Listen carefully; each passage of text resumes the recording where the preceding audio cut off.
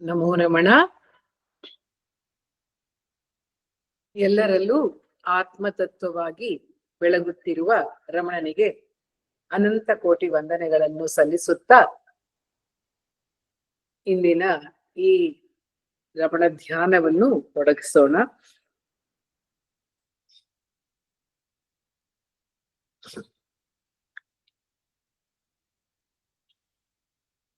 ಓಡೋಡುವ ಮನ ನಿಲ್ಲುವುದೆಂತೋ,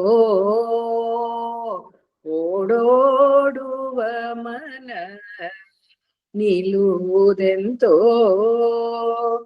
ಉದಯಿಸದೆಯೇ ಎಂದು ಅಡಗುವುದು. ಓಡೋಡುವ ಮನ ನಿಲ್ಲುವುದೆಂತೋ, ಪಾಡೆಲ್ಲವ ಮೀರಿ ನಮಿಸಿ, ಪಾಡೆಲ್ಲವ ಮೀರಿ ನಮಿಸಿ ರಮಣ ಪಾದ ಬಲೆಯಲ್ಲಿ ಲಯಿಸುವುದೋ. ಪಾಡೆಲ್ಲವ ಮೀರಿ, ಪಾಡೆಲ್ಲವ ಮೀರಿ ನಮಿಸಿ ರಮಣ ಪಾದ ಬಲೆಯಲ್ಲಿ ಲಯಿಸುವುದೋ. ಓಡೋಡುವ ಮನ ನಿಲ್ಲುವುದೆಂತೋ, ಪಡೆವ ವಿದ್ಯೆ ಸ್ವತ್ತು ಅದರಿಂದ ಯೌವನ ದೇಹ ಮೋಹ ಅದರಿಂದ ಮದಗೊಂಡು ಹಿಡಿದ ವಿಧಿಯಿಂದ ಹಲವು ಜನ್ಮಗೊಂಡರೂ ಅರಿವುದಿಲ್ಲವೋ. ಓಡೋಡುವ ಮನ ನಿಲ್ಲಿಸುವುದೋ, ನಿಲ್ಲುವುದೆಂತೋ, ಅರುಣಾಚಲದ ಕೃಪೆಯಿಂದ ಶ್ರೀ ರಮಣೋಪದೇಶ ಸಾರದಿಂದ ಗುರು ಹೊಳೆವ ಆತ್ಮ ಗುಹೆಯಲ್ಲಿ, ಗುರು ಹೊಳೆವ ಆತ್ಮ ಗುಹೆ ಹುಡುಕಿ ಕರಗುವುದೆಂದೋ, ಕರಗುವುದೆಂದೋ, ಕರಗುವುದೋ. ಗುರು ಹೊಳೆವ ಆತ್ಮ ಗುಹೆ ಹುಡುಕಿ ಕರಗುವುದೆಂದೋ, ಕರಗುವುದೋ. ಓಡೋಡುವ ಮನ ನಿಲ್ಲಿಸುವುದೆಂತೋ, ನಿಲ್ಲುವುದೆಂತೋ, ಉದಯಿಸದೆಯೇ, ಉದಯಿಸದೆಯೇ ಎಂದು ಅಡಗುವುದು, ಅಡಗುವುದು. ಸಾಮಾನ್ಯ ನಾವು ಮನಸ್ಸು ಅಂತ ಒಂದಿದೆ ಎಂದು ಗಮನಿಸಲು ಪ್ರಾರಂಭಿಸಿದ ಕೂಡಲೇ ಅಬ್ಬಬ್ಬಾ ಹೇ ಓಡ್ತಾ ಇದೆ, ಓಡ್ತಾ ಇದೆ, ಓಡ್ತಾ ಇದೆ. ಯಾವ ಒಂದು ಸಾಧಕರು ಯಾರೇ ಆಗಿದ್ರೂ ಇದೇ ಪ್ರಶ್ನೆಯನ್ನು ಕೇಳ್ತಾರೆ. ಯಾರತ್ರ? ಗುರುಗಳ ಹತ್ರ. ಇದೇ ಪ್ರಶ್ನೆಯನ್ನು ಅರ್ಜುನ ಕೇಳಿದ. ಯಾರತ್ರ? ಶ್ರೀಕೃಷ್ಣ ಪರಮಾತ್ಮನ ಹತ್ರ ಕೇಳ್ದ. ಚಂಚಲಂಹಿ ಮನ ಕೃಷ್ಣೋ ಅಂತ. ಅಯ್ಯೋ ನನ್ನ ಮನಸ್ಸು ಪ್ರಮಾತಿ ಬಲವದ್ ದೃಢಂ ತಸ್ಯಾಹಂ ನಿಗ್ರಹಂ ಮನ್ಯೇ ವಾಯೋರಿವ ಸುದುಷ್ಕೃತಂ. ಈ ಮನಸ್ಸು ಇದೆಯಲ್ಲ ಬಹಳ ಚಂಚಲವಾಗಿದೆ. ಇದನ್ನು ಹಿಡಿಯುವುದು ಗಾಳಿಯನ್ನ ಹಿಡಿಯುವುದಕ್ಕಿಂತ ಕಷ್ಟವಾಗಿದೆ ಅಂತ ಅರ್ಜುನ ಅವಾಗ್ಲೇ ಕೇಳ್ದ. ಹಾಗಾಗಿ ಇದೇನು ಹೊಸ ಪ್ರಶ್ನೆ ಇಲ್ಲ. ಮನಸ್ಸು ಓಡುವುದು ಅನ್ನೋದು ಹೊಸ ಪ್ರಶ್ನೆ ಅಲ್ಲ. ಆದ್ರೆ ಮನಸ್ಸು ಓಡಬೇಕೋ ಓಡಬಾರದೋ? ಮನಸ್ಸು ಅಂದ್ರೆ ಏನು? ಈ ಪ್ರಶ್ನೆ ನಾವು ನಮ್ಮನ್ನೇ ಕೇಳಿಸ್ಕೊಳ್ಳೋದಿಲ್ಲ. ನಾವು ಸಾಮಾನ್ಯ ಏನ್ ಹೇಳ್ತೀವಿ, ಅಯ್ಯೋ ಮನಸ್ಸು ತುಂಬಾ ಕಷ್ಟ ಕೊಡುತ್ತಪ್ಪ ನಮ್ಗೆ. ಒಮ್ಮೊಮ್ಮೆ ಮೊದ್ಲಾಗಿ ಓಡ್ತಾನೇ ಇರುತ್ತೆ, ಒಂದು ಕ್ಷಣ ನಿಲ್ಲುವುದಿಲ್ಲ ಈ ಮನಸ್ಸು. ತುಂಬಾ ಕಷ್ಟ. ವಾಯುವೇಗ ಮನೋವೇಗ ಅಂತೀವಿ. ಯಾವ್ದಾದ್ರು ತುಂಬಾ ವೇಗವಾಗಿ ಓಡ್ತಾ ಇದ್ರೆ ಮನೋವೇಗ ಅಂತೀವಿ. ಅಷ್ಟು ವೇಗವಾಗಿ ಬೇರೆ ಓಡೋದು ಮಾತ್ರ ಅಲ್ಲ, ಅಷ್ಟು ತೀವ್ರವಾಗಿ, ಅಷ್ಟು ಸತತವಾಗಿ ಓಡ್ತಾನೆ. ಆಯ್ತು, ಅದೇನು ಓಡೋದು ನಿಲ್ಸ್ಬೋದಾ? ಅದು ಮನಸ್ಸು ಅಂದ್ರೆ ಏನು ಅನ್ನೋದು ಒಂದು ಪ್ರಶ್ನೆ ರಮಣರು ನಮ್ಮ ಮುಂದೆ ಇಡ್ತಾರೆ. ಅದಕ್ಕೆ ಅವರೇ ಕೂಡ ಉತ್ತರನು ಕೊಟ್ಬಿಡ್ತಾರೆ. ವೃತ್ತಯೋ ಮನಃ ಅಂತ ಹೇಳ್ತಾರೆ. ವೃತ್ತಿಗಳೇ ಮನಸ್ಸು. ವೃತ್ತಿ ಅಂದ್ರೆ ಏನಪ್ಪ? ವೃತ್ತಿ ಅಂದ್ರೆ ಇದು ಸಂಸ್ಕೃತದಲ್ಲಿ ಅವರು ಉಪದೇಶ ಸಾರದಲ್ಲಿ ಹೇಳಿದ್ದಾರೆ, ವೃತ್ತಯೋ ಮನ. ವೃತ್ತಿ ಅಂದ್ರೆ ಏನು? ವೃತ್ತಿ ಅಂದ್ರೆ ಯೋಚನೆ.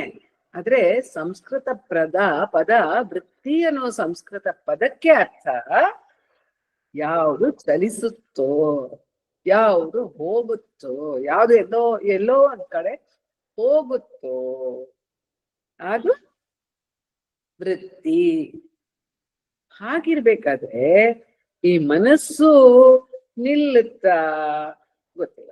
ಅದು ಓಡುತ್ತೆ. ಈಗಂತೂ ಓಡ್ತಾ ಇದೆ ಅಂತ ಗೊತ್ತಾಯ್ತು. ಅದು ಓಡ್ತಾ ಇರ್ಬೇಕಾದ್ರೆ ನಾವೇನ್ ಮಾಡ್ಬೇಕು? ಮನಸ್ಸು ಓಡ್ತಾ ಇದೆ, ನಾವು ಓಡ್ತಾ ಇದೀವಾ ಅಥವಾ ಮನಸ್ಸು ಓಡ್ತಾ ಇದೀಯಾ? ಗೊತ್ತಿಲ್ಲ. ರಮಣರು ಒಂದ್ ಪ್ರಶ್ನೆ ಕೇಳ್ತಾರೆ. ಅದೇ ಇವತ್ತಿನ ಒಂದು ಶೀರ್ಷಕವಾಗಿ ಕೊಟ್ಟದ್ದು ಅವರ ಪ್ರಶ್ನೆ. ಓಡುವ ಮನಸ್ಸಿನ ಜೊತೆಗೆ ನೀನು ಓಡಬೇಕೇ? ಓಡುವ ಮನಸ್ಸಿನ ಜೊತೆಗೆ ನೀನು ಓಡಬೇಕೆ? ರಮಣರ ಹಿರಿ ಭಕ್ತರಾದ ಒಬ್ರು ಸ್ವಾಮಿ ಯಾಗೇಶಾನಂದ ಅಂತ ಒಮ್ಮೆ ನಮ್ಮ ಹತ್ರ ರಮಣರ ಉಪದೇಶಗಳನ್ನ ಕುರಿತು ಮಾತಾಡ್ತಾ ಇರ್ಬೇಕಾದ್ರೆ ಸೊಗಸಾದ ಒಂದು ಉದಾಹರಣೆಯನ್ನು ನೀಡಿದ್ರು. ಅದೇನಂದ್ರೆ, ಅವ್ರು ಹೇಳಿದ್ರು, ನಾವು ಅವಾಗ ರಮಣ ಮಹರ್ಷಿ ದೇವಾಲಯ ಮೇಕ್ರಿ ಸರ್ಕಲ್, ಮೇಕ್ರಿ ವೃತ್ತದ ಹತ್ರ ಇದೆಯಲ್ಲ, ಆ ದೇವಾಲಯದಲ್ಲಿ ಕೂಡಿದ್ವಿ ಸತ್ಸಂಗಕ್ಕೆ. ಆ ದೇವಾಲಯ ಎಲ್ರಿಗೂ ಗೊತ್ತಂಗೆ ರಮಣ ಮಹರ್ಷಿ ರಸ್ತೆಯಲ್ಲೇ ಇದೆ. ಅದು ಏನಂದ್ರೆ ಮುಖ್ಯ ರಸ್ತೆ. ಎಂತ ಮುಖ್ಯ ರಸ್ತೆ ಅಂದ್ರೆ ಅಷ್ಟು ಇರ್ಬೇಕಾಗಿರೋ ಟ್ರಾಫಿಕ್ ಎಲ್ಲ ಅಲ್ಲಿ ಬಂದೇ ಬರ್ಬೇಕು. ನಮ್ಮ ಊರಲ್ಲಿ ಹಾರ್ನ್ ಹೊಡಿಬಾರ್ದು ಅಂತ ಯಾವ್ದು ರೂಲ್ ಇಲ್ಲ. ಇದ್ರೂ ಎಲ್ಲಾರು ಪಾಲಿಸ್ತಾರ ಗೊತ್ತಿಲ್ಲ. ಹಾಗಾಗಿ ಜೋರಾಗಿ ಹಾರ್ನ್ ಹೊಡ್ಕೊಂಡೇ ಬರ್ತಾರೆ. ಅಂತ ಮುಖ್ಯ ರಸ್ತೆಯಲ್ಲಿ ಯಾರು ಕೂತಿದ್ದಾರೆ? ರಮಣ ಮಹರ್ಷಿಗಳು ಕೂತಿದ್ದಾರೆ. ಯಾರವರು? ಅವರು ಮೌನಿವರೇಣ್ಯ, ಮೌನಿ ವರಿಷ್ಠ, ಮೌನಿ ರಾಜ ಕೂತಿದ್ದಾರೆ ಅಲ್ಲಿ. ಅವ್ರ ಪಾಡಿಗೆ ಮೌನದಲ್ಲಿ ಕೂತಿದ್ದಾರೆ. ನಾವೆಲ್ಲವೂ ಕೂತಿದ್ದೀವಿ ಅಲ್ಲಿ ಇದೆ. ಅಲ್ಲಿ ಟ್ರಾಫಿಕ್ ಹೋಗ್ತಾ ಇದೆ, ಜೋರಾಗಿ ಶಬ್ದ, ಟ್ರಕ್ಕು, ಬಸ್ಸು, ಕಾರು ಏನೇನೆಲ್ಲ ಓಡಾಡ್ತಾ ಇದೆಯಲ್ಲ. ಅವಾಗ ಸ್ವಾಮೀಜಿ ಹೇಳಿದ್ರು, 1 ನಿಮಿಷ ಅನ್ಕೊಳ್ಳಿ, ನೀವು ಧ್ಯಾನ ಮಂದಿರ ಒಳಗಿಲ್ಲ, ಧ್ಯಾನ ಮಂದಿರ ಆಚೆ ಕೂತ್ಕೊಂಡಿದ್ದೀರಾ. ಅಂದ್ರೆ ಎಲ್ಲಿ? ಧ್ಯಾನ ಮಂದಿರದಿಂದ ಇಳಿದು 4 ಮೆಟ್ಲಿದೆ, ಇಳಿದು ರೋಡಲ್ಲಿ ರಸ್ತೆ ಪಕ್ಕದಲ್ಲಿ ಪ್ಲಾಟ್ಫಾರ್ಮ್ ಇದೆಯಲ್ಲ, ಆ ಕಟ್ಟೆಯಲ್ಲಿ ಕೂತಿದ್ದೀರಾ. ಕೂತ್ಕೊಂಡು ಏನ್ ಮಾಡ್ತಿದ್ದೀರಾ? ಹೋಗೋ ಬರೋ ಗಾಡಿಗಳನ್ನೆಲ್ಲ ನೋಡ್ತಾ ಇದ್ದೀರಾ. ಹೋಗೋ ಬರೋ ಗಾಡಿಗಳನ್ನೆಲ್ಲ ನೋಡ್ತಾ ಇದ್ದೀರಾ. ಈ ಕಡೆಯಿಂದ ಬರುತ್ತೆ, ಆ ಕಡೆಲ್ಲ ಹೋಗುತ್ತೆ, ಈ ಕಡೆಯಿಂದ ಗಾಡಿಗಳು ಬರ್ತಾನೆ ಇರುತ್ತೆ. ನಮ್ ಪಕ್ಕ ಬರುತ್ತಲ್ಲ ಗಾಡಿಗಳು ಹೋಗ್ತಾನೆ ಇದೆ. ಸರಿ, ಗಾಡಿಗಳು ಹೋಗ್ತಾ ಇದ್ರೆ ಒಂದೊಂದು ಗಾಡಿಗಳನ್ನು ಬರೋ ಗಾಡಿಗಳ ಒಳಗೆ ಎಲ್ಲ ಹತ್ತು ಬಿಡ್ತೀರಾ ನೀವು? ಸಾಧ್ಯವೂ ಇಲ್ಲ ಅಲ್ಲ. ಎಲ್ಲ ಗಾಡಿಗಳ ಒಳಗೇನು ಹತ್ತಕ್ಕೂ ಆಗಲ್ಲ. ಒಂದ್ ಗಾಡಿಯಲ್ಲಿ ಹತ್ತು ಬಿಟ್ವಿ ಅಂದ್ರೆ ಅದು ಎಲ್ಲಿ ಹೋಗಿ ನಿಲ್ಲುತ್ತೋ ಅಲ್ಲೇ ನಾವ್ ಇಳಿಬೇಕು. ಅದು ಗೊತ್ತಿಲ್ಲದೆ ಇರೋ ಗಾಡಿ ಆಗಿದ್ರೆ ಯಾರೋ ಒಂದು ಗಾಡಿ ಬಂತು, ಯಾವ್ದೋ ಒಂದು ಗಾಡಿ ಬಂತು, ಹತ್ ಬಿಟ್ವಿ, ಅವಾಗ ಏನ್ ಮಾಡ್ಬೇಕಾಗತ್ತೆ? ಅದೆಲ್ಲಿ ಹೋಗುತ್ತೋ ಅಲ್ಲಿಗೆ ನಾವು ಹೋಗ್ಬೇಕು. ಅದು ಕೆಲವು ಸತಿ ನಮ್ಮೂರಲ್ಲಿ ಆಟೋಗಳು ಕೂಡ ಹಾಗೆ ಇರುತ್ತೆ. ಅದು ಅವ್ರು ಕೇಳ್ತಾರೆ ನಮ್ಮನ್ನ, ಎಲ್ಲಿಗೆ ಹೋಗ್ಬೇಕು ಅಂತ ಕೇಳ್ತಾರೆ. ನಾವು ಯಾವ್ದೋ ಒಂದ್ ಕಡೆ ಹೋದ್ರೆ ಅಲ್ಲಿ ಹೋಗಲ್ಲ ಅಂತ ಹೇಳ್ತಾರೆ. ಹಾಗಾಗಿ ನಮ್ಮಲ್ಲಿ ಒಬ್ರು ಹೇಳಿದ್ರಂತೆ, ಪರವಾಗಿಲ್ಲಪ್ಪ, ನೀವ್ ಎಲ್ಲಿ ಹೋಗ್ತಿದ್ದೀರಾ ಅಂತ ಹೇಳಿ, ಅಲ್ಲಿಗೆ ನಾನು ಹೋಗ್ತೀನಿ ಅಂತ. ಆ ರೀತಿ ನಾವು ಹತ್ಬಿಟ್ಟು ಹೋಗಕ್ಕಾಗತ್ತಾ? ಹೋಗಲ್ವಲ್ಲ ನಾವು. ಯಾವ್ದೋ ಒಂದ್ ಗಾಡಿಯಲ್ಲೂ ಹೋಗಲ್ಲ. ಆದ್ರೆ ನಮ್ಗೆ ಪರಿಚಯ ಇರೋರು ಯಾರೋ ಒಬ್ರು ಬಂದ್ರು, ಒಂದ್ ಗಾಡಿ ತಗೊಂಡ್ ಬಂದ್ರು, ಅಥವಾ ನಾವ್ ಎಲ್ಲಿಗೋ ಹೋಗ್ಬೇಕು ಅನ್ನೋ ಒಂದು ಉದ್ದೇಶ ಇದ್ರೆ, ಅಂತಹ ಗಾಡಿ ಬಂದ್ರೆ, ಬಸ್ ಕಾಯ್ತಾ ಇದ್ರೆ, ಓ ನಮ್ ಬಸ್ ಬಂತು, ಎಲ್ಲಿಗ್ ನಾನು ಹೋಗ್ಬೇಕು? ಆ ಹೆಬ್ಬಾಳಕ್ ಹೋಗ್ಬೇಕು ಅಥವಾ ಸಂಜಯ್ ನಗರಕ್ಕೆ ಹೋಗ್ಬೇಕು, ಅಲ್ಲಿಗೆ ಹೋಗೋ ಬಸ್ಸು ಬಂತು, ಗಾಡಿ ಬಂತು, ಅವಾಗ ನಾನು ಹತ್ಕೊಳ್ತೀನಿ ಅಂತ ಇರ್ತೀವಿ. ಆದ್ರೆ ನಮ್ಮ ಯೋಚನೆಗಳ ಜೊತೆಗೆ ನಾವು ಈ ರೀತಿ ನಡ್ಕೊಳಲ್ಲ. ಏನ್ ಮಾಡ್ತೀವಿ ಅಂದ್ರೆ, ಪ್ರತಿ ಒಂದ ಯೋಚನೆ ಬಂದ ಕೂಡ್ಲೆ ಆ ಯೋಚನೆ ಅನ್ನೋ ಗಾಡಿನ ಹತ್ ಬಿಡ್ತೀವಿ. ಯಾಕೆ ಅಂತ ಸ್ವಾಮೀಜಿ ಕೇಳಿ, ಅದನ್ನ ಹತ್ ಬಿಟ್ಟು ಏನ್ ಮಾಡ್ತೀವಿ? ಅದ್ ಎಲ್ಲಿಗೆ ಹೋಗುತ್ತೋ ಅಲ್ಲಿಗೆ ನಾವು ಹೋಗ್ತೀವಿ. ಎಲ್ಲಿಗೆ ಕರ್ಕೊಂಡು ಹೋಗುತ್ತೋ ಅಲ್ಲಿಗೆ ಹೋಗ್ತೀವಿ. ಅದ್ ನಮ್ಗೆ ಬೇಕೋ ಬೇಡವೋ ಆದ್ರೂ ಹೋಗ್ಬಿಡ್ತೀವಿ. ಆಮೇಲೆ ಏನ್ ಹೇಳ್ತೀವಿ? ಅಯ್ಯೋ, ನನ್ನ ಮನಸ್ಸು ನನ್ನನ್ನು ಎಲ್ಲೆಲ್ಲಿಗೋ ಎಳ್ಕೊಂಡು ಹೋಗ್ಬಿಡ್ತು. ಮನಸ್ಸು ಹೇಳ್ಕೊಂಡು ಹೋಯ್ತೋ ಅಥವಾ ನಾನ್ ಹೋದ್ನೋ? ರಮಣರು ಹೇಳ್ತಾರೆ, ಮನಸ್ಸು ಓಡ್ತಾ ಇರ್ಲಿ, ನೀನ್ ಯಾಕೆ ಅದ್ರ ಹಿಂದೆ ಓಡ್ತೀಯ? ನೀನ್ ಯಾಕೆ ಅದ್ರ ಜೊತೆಗೆ ಓಡ್ತೀಯ? ಓಡುವ ಮನಸ್ಸಿನ ಜೊತೆಗೆ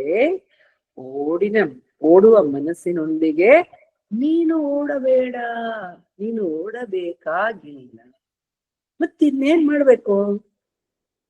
ಅಲ್ಲ, ಓಡುವ ಮನಸ್ಸಿನೊಂದಿಗೆ ಓಡಿದ್ರೆ ನಮಗೆ ತೃಪ್ತಿ ಸಿಗುತ್ತೆ, ಸಂತೋಷ ಸಿಗುತ್ತೆ, ಬಹಳಷ್ಟು ವ್ಯಾಯಾಮ, ಮೆಂಟಲ್ ವ್ಯಾಯಾಮ ಮಾಡ್ದಂಗ ಆಗತ್ತಲ್ಲ. ಎಕ್ಸರ್ಸೈಸ್ ಓಡ್ತಾ ಇದ್ರೆ ಎಷ್ಟು ಎಕ್ಸರ್ಸೈಸ್.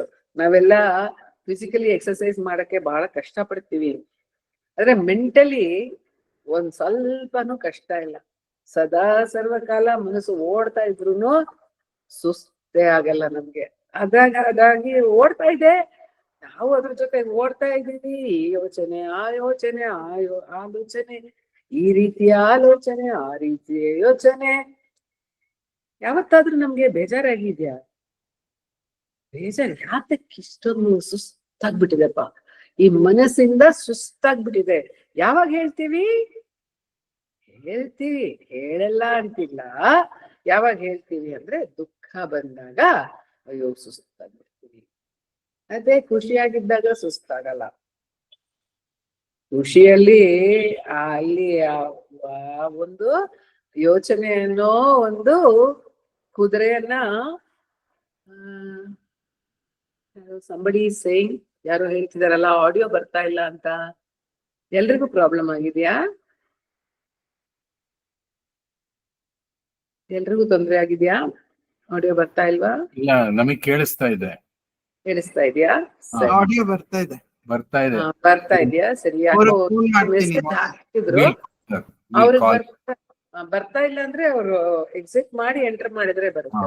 ಹೌದು, ಉಮಾ ಅವರೇ ಎಕ್ಸಿಟ್ ಮಾಡಿ ಎಂಟರ್ ಮಾಡಿ. ಫೋನ್ ಮಾಡ್ತೀನಿ, ಅವ್ರಿಗೇನು ಕೇಳಿಸ್ತಿಲ್ಲ. ಅದೇ ಆಡಿಯೋ ನಮ್ದು ಕೇಳಿಸಲ್ಲ.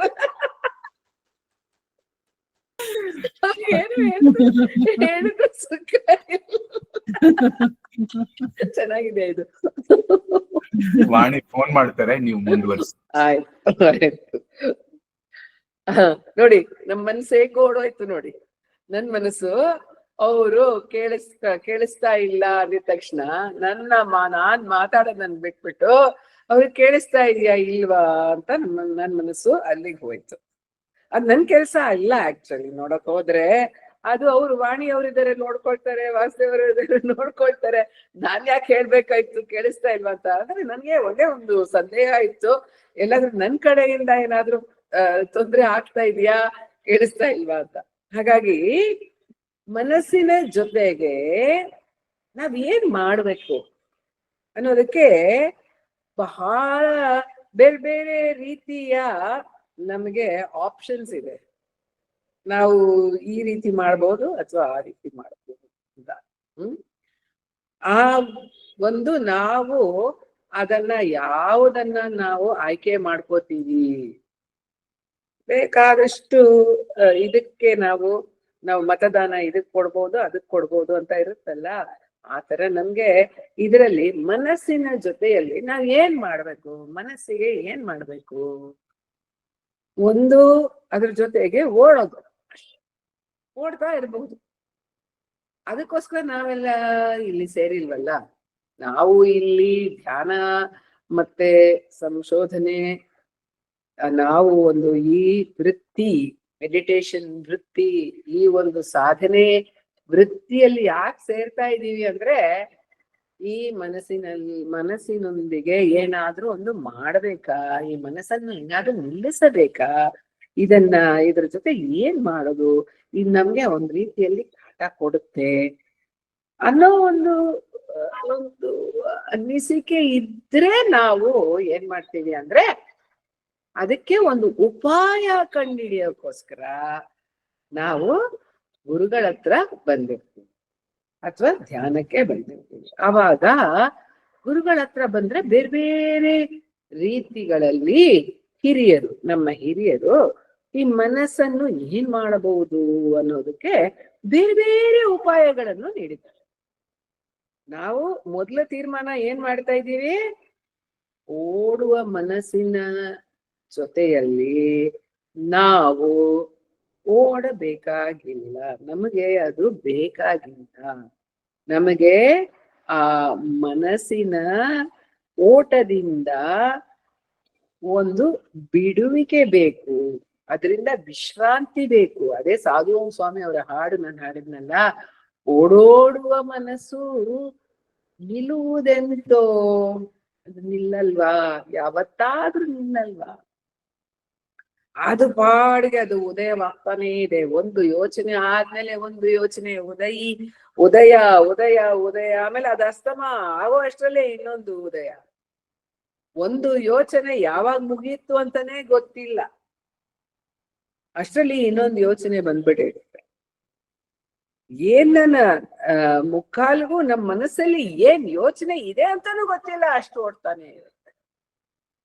ಯಾರೋ ಒಬ್ರು ಹೇಳಿದ್ರು, ಈ ಯೋಚನೆಗಳನ್ನ ಯಾರಿಗೆ ಈ ಯೋಚನೆ ಅನ್ನೋ ಪ್ರಶ್ನೆ ಕೇಳ್ತಿದ್ದಾರೆ ರಮಣ ಮಹರ್ಷಿಗಳು. ಆವಾಗ ನಾನು ಬೆಳಗಿಂದ ರಾತ್ರಿವರೆಗೂ ಕೇಳ್ತಾನೆ ಕೂತಿರ್ಬೇಕು, ಇನ್ನೇನು ಮಾಡಕ್ಕೆ ಆಗೋದಿಲ್ಲ ಅಂತ ಅವ್ರ ಆ ಯೋಚನೆ, ಅದೊಂದು ಯೋಚನೆ ಆಗ್ಬಿಟ್ಟಿತ್ತು.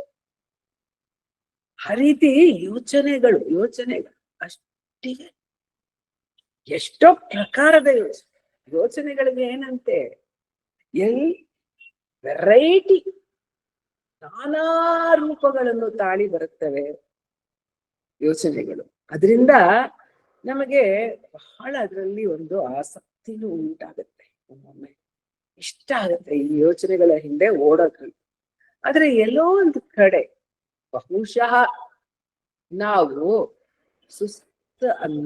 ಅನ್ಸಿದ್ರೆ ನಮಗೆ ಸುಸ್ತು ಅನ್ಸಿದ್ರೆ ಬಹುಶಃ ನಮ್ಗೆ ಇದು ಸಾಕು, ಇದ್ರಿಂದ ನನಗೆ ಏನು ಸಿಗ್ತಾ ಇಲ್ಲ ಅಂತ ಅನ್ನಿಸ್ಬಿಟ್ರೆ ಆವಾಗ ಇನ್ನೇನ್ ಮಾಡೋದಾದ್ರೆ ಅನ್ನೋ ಒಂದು ಪ್ರಶ್ನೆ ನಮ್ಮಲ್ಲಿ ಮೂಡ್ಬರುತ್ತೆ.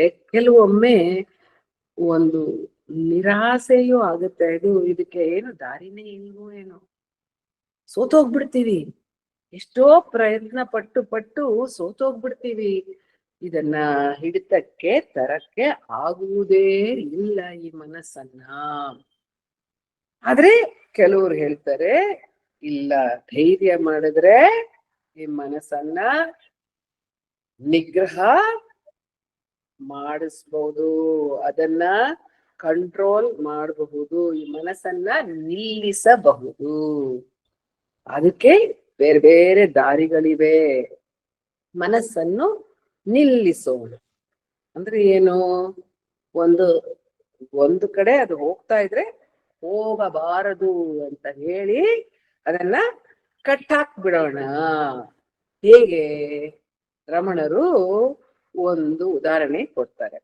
ಆ ಉದಾಹರಣೆ ಏನ್ ಕೊಡ್ತಾರೆ ಅಂದ್ರೆ, ಒಂದು ಹಸು ಇತ್ತಂತೆ. ಆ ಹಸು ಯಾವಾಗಲೂ ಪಕ್ಕದ ಮನೆಗೆ ಹೋಗಿ ಅಲ್ಲಿರೋ ಹುಲ್ಲೆಲ್ಲ ತಿನ್ಬಿಟ್ಟು ಬರುತ್ತೆ. ಈ ಮನೆಯಲ್ಲಿ ಚೆನ್ನಾಗಿರೋ ತೋಟ ಇತ್ತು, ಆದ್ರೆ ಅದಕ್ಕೆ ಅದಿಷ್ಟ ಇಲ್ಲ.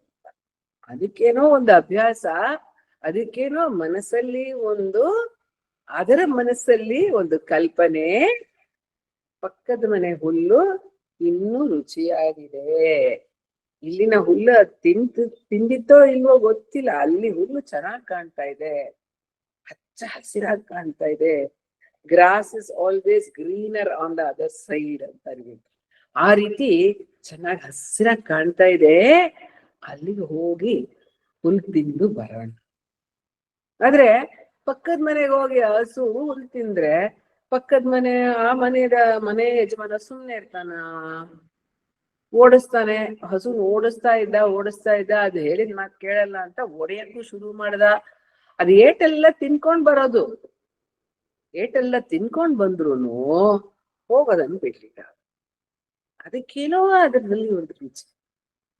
ಅದರಿಂದ ಭಗವಾನ್ರು ಏನ್ ಹೇಳ್ತಾರೆ, ನಮ್ಮ ಮನಸ್ಸಿದೆಯಲ್ಲ ಅದೇನ್ ಮಾಡತ್ತೆ, ಹೊರ ವಿಷಯಗಳನ್ನು ಹುಡುಕುತ್ತಾ ಹೋಗುತ್ತೆ. ಇದೇ ಮನಸ್ಸಿನ ಓಟ ಅಂದ್ರೆ ಏನು?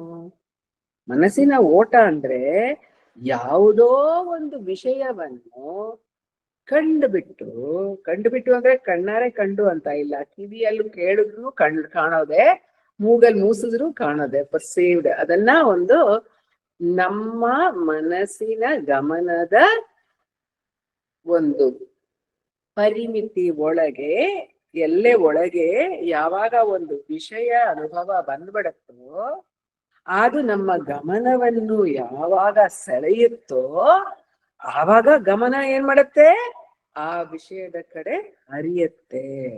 ಇದು ಯೋಚನೆ ಅಷ್ಟೆ. ಒಂದು ವಿಷಯದ ಕಡೆ ನಮ್ಮ ಗಮನ ಹರಿಯುವುದು. ಯಾವಾಗ ಯಾವ ವಿಷಯದ ಕಡೆಯೂ ನಮ್ಮ ಗಮನ ಹರಿಯುವುದಿಲ್ಲವೋ ಯೋಚನೆ ಇಲ್ಲ. ಗಾಢ ನಿದ್ರೆಯಲ್ಲಿ ನಮಗೆ ಯಾರಿಗೂ ಯೋಚನೆಯೇ ಇಲ್ಲ, ಯಾಕಂದ್ರೆ ಯಾವ ವಿಷಯಾನುಭವವೂ ಇಲ್ಲ.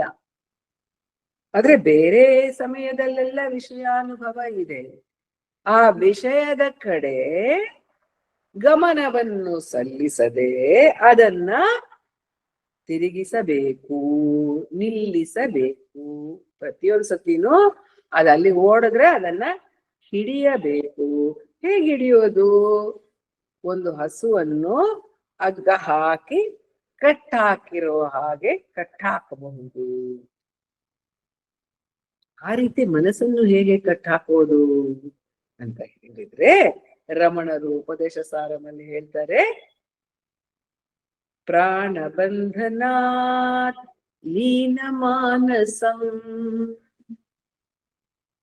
ನಮ್ಮ ಉಸಿರನ್ನು ನಾವು ಬಿಗಿ ಹಿಡಿದ್ರೆ ಆವಾಗ ಮನಸ್ಸನ್ನು ಕಟ್ಟಿದ ಹಾಗೆ. ಯಾಕೆ? ಶಾಖಯೋರ್ದ್ವಯೀ ಶಕ್ತಿ ಮೂಲಕ. ಏನಂದ್ರೆ ಎರಡು, ಈ ಉಸಿರು ಮತ್ತೆ ಮನಸ್ಸು ಎರಡು ಒಂದು ಮರದ ಎರಡು ರೆಂಬೆಗಳಿದ್ದಂಗೆ, ಶಾಖೆ ಇದ್ದಂಗೆ. ಹಾಗಾಗಿ ಅದರ ಮೂಲಕ್ಕೆ ಆ ಒಂದನ್ನು ಹಿಡಿದ್ರೆ ಇನ್ನೊಂದು ಹಾಗೆ ನಿಂತು ಬಿಡುತ್ತೆ. ಮನಸ್ಸನ್ನು ಹಿಡಿದ್ರೆ ಉಸಿರು ಸ್ತಬ್ಧವಾಗತ್ತೆ, ಉಸಿರನ್ನು ಸ್ತಬ್ಧ ಮಾಡಿದ್ರೆ, ಹಿಡಿದರೆ ಬಿಗಿಸಿದರೆ ಮನಸ್ಸು ನಿಲ್ಲುತ್ತೆ. ಆದ್ರೆ ಲಯಗತಂ ಪುನರ್ಭವತಿ ನೋಮೃತಂ. ಏನಾಗುತ್ತೆ ಅಂತ ಮನಸ್ಸಿಗೆ? ನಾವು ಉಸಿರನ್ನು ಬಿಗಿ ಹಿಡಿದು ಕೂತಿದ್ದಾಗ ಮನಸ್ಸು ಸುಮ್ಮನೆ ಇರುತ್ತೆ. ಆಮೇಲೆ ಎಷ್ಟೊತ್ತು ಉಸಿರನ್ನು ಹಿಡಿಯುತ್ತಾ ಕೂತ್ಕೊಳ್ಳೋಕ್ಕಾಗತ್ತೆ? ರಮಣ ಗೀತೆಯಲ್ಲಿ ರಮಣರು ಹೇಳ್ತಾರೆ, ಈ ಉಸಿರನ್ನು ಹಿಡಿಯುವುದು ಯಾವುದು? ಪ್ರಾಣಾಯಾಮ.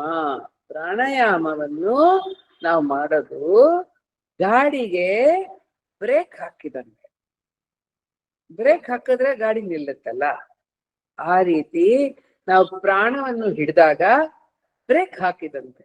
ಯಾವಾಗ ಬ್ರೇಕ್ ಹಾಕ್ಬೇಕು? ಗಾಡಿ ತುಂಬಾ ಜೋರಾಗಿ ಹೋಗ್ತಾ ಇದೆ, ಯಾವ್ದನ್ನೋ ಒಡೆದು ಬಿಡುತ್ತೆ, ಏನೋ ಅಪಾಯ ಬಂದ್ಬಿಡ್ತಾ ಇದೆ ಅಂದಾಗ ಬ್ರೇಕ್ ಹಾಕ್ತೀವಿ. ಪದೇ ಪದೇ ಬ್ರೇಕೇ ಹಾಕ್ತಾ ಹೋದ್ರೆ ಗಾಡಿ ಎಲ್ಲಿಗೆ ಹೋಗುತ್ತೆ? ಎಲ್ಲಿಗೂ ಹೋಗೋದಿಲ್ಲ. ಹಾಗಾಗಿ ಅದನ್ನ ನಾವು ಹೇಗೆ ಕಂಟ್ರೋಲ್ ಮಾಡ್ಬೇಕು? ಬ್ರೇಕ್ ಹಾಕಿ ಹಾಕಿ ಕಂಟ್ರೋಲ್ ಮಾಡೋದು ಸರಿ ಹೋಗೋದಿಲ್ಲ. ಬ್ರೇಕು ಅವಶ್ಯಕತೆ, ಬ್ರೇಕಿನ ಅವಶ್ಯಕತೆ ಇದ್ದೇ ಇರುತ್ತೆ, ಅವಶ್ಯಕವೇ ಅದು, ಇಲ್ಲ ಅಂತ ಹೇಳಕ್ಕಾಗಲ್ಲ. ಆದ್ರೆ ಬ್ರೇಕ್ ಅನ್ನು ಮಾತ್ರ ಹಿಡ್ಕೊಂಡು ಗಾಡಿ ಓಡ್ಸಕ್ ಆಗಲ್ಲ. ಕುದುರೆಯಲ್ಲಿ ಅದನ್ನ ರೈನ್ಸ್ ಅಂತ ಹೇಳ್ತೀವಲ್ಲ, ಅದನ್ನ ಹಿಡಿಯೋ ಹಾಗೆ ಗಾಡಿಯಲ್ಲಿ ಬ್ರೇಕ್ ಹಾಕುವ ಹಾಗೆ ಅಂತ ಭಗವಾನ್ ಹೇಳ್ತಾರೆ. ಆವಾಗ ಅದು ಸ್ವಲ್ಪ ಏನಾಗುತ್ತೆ? ನಿಧಾನವಾಗುತ್ತೆ, ಅದರ ಗತಿ ನಿಧಾನವಾಗುತ್ತೆ. ಆದ್ರೆ ಅಲ್ಲಿಗೆ ಮಾತ್ರ ಬಿಟ್ಬಿಟ್ರೆ ಯಾವಾಗ ನಮ್ಮ ಹಿಡಿತಾ ಇರೋದಿಲ್ವೋ ಆವಾಗ ಮತ್ತೆ ಅದು ಓಡಕ್ಕೆ ಪ್ರಾರಂಭಿಸುತ್ತೆ. ಹಾಗಾಗಿ ಆ ಹಸುವನ್ನು ಒಂದು ಹಗ್ಗ ಹಾಕಿ ಕಟ್ಟಬಹುದು, ಆದ್ರೆ ಆ ಹಸು ಏನ್ ಮಾಡುತ್ತಂತೆ, ಅದಕ್ಕೆ ಅದು ಆ ಹುಲ್ಲು ಅಷ್ಟು ಇಷ್ಟ ಆಗಿರೋದ್ರಿಂದ ಆ ಹಗ್ಗವನ್ನು ಕೂಡ ಹೊಡ್ಕೊಂಡು ಓಡೋದು. ಅಲ್ಲಿ ಏಟ್ ತಿನ್ನುತ್ತೆ, ಹಗ್ಗವನ್ನು ಹೊಡ್ಕೊಂಡು ಹೋಗುತ್ತೆ, ಏನೇನೋ ಮಾಡುತ್ತೆ. ಅದ್ರ ಬದಲು ರಮಣರು ಹೇಳ್ತಾರೆ, ಅದಕ್ಕೆ ಮನೆಯಲ್ಲೇ ತುಂಬಾ ಒಳ್ಳೆಯ ಒಂದು ಊಟವನ್ನು ನೀಡ್ಬಿಟ್ರೆ, ಅಷ್ಟು ಒಳ್ಳೆ ಹುಲ್ಲು ಅದಕ್ಕೆ ಮನೆಯಲ್ಲೇ ಅದರ ಗೋಶಾಲೆಯಲ್ಲೇ ಕೊಟ್ಟು ಬಿಟ್ರೆ ಅದೇನ್ ಮಾಡುತ್ತೆ? ರಮಣರು ಹೇಳ್ತಾರೆ, ಮೊದ್ಲು ಈ ಹುಲ್ಲನ್ನು ಸ್ವಲ್ಪ ತಿನ್ನುತ್ತೆ, ಚೆನ್ನಾಗಿರುತ್ತೆ, ಇದು ನೋಡಕ್ ಚೆನ್ನಾಗಿದೆಯಲ್ಲ, ತಿನ್ನುತ್ತೆ.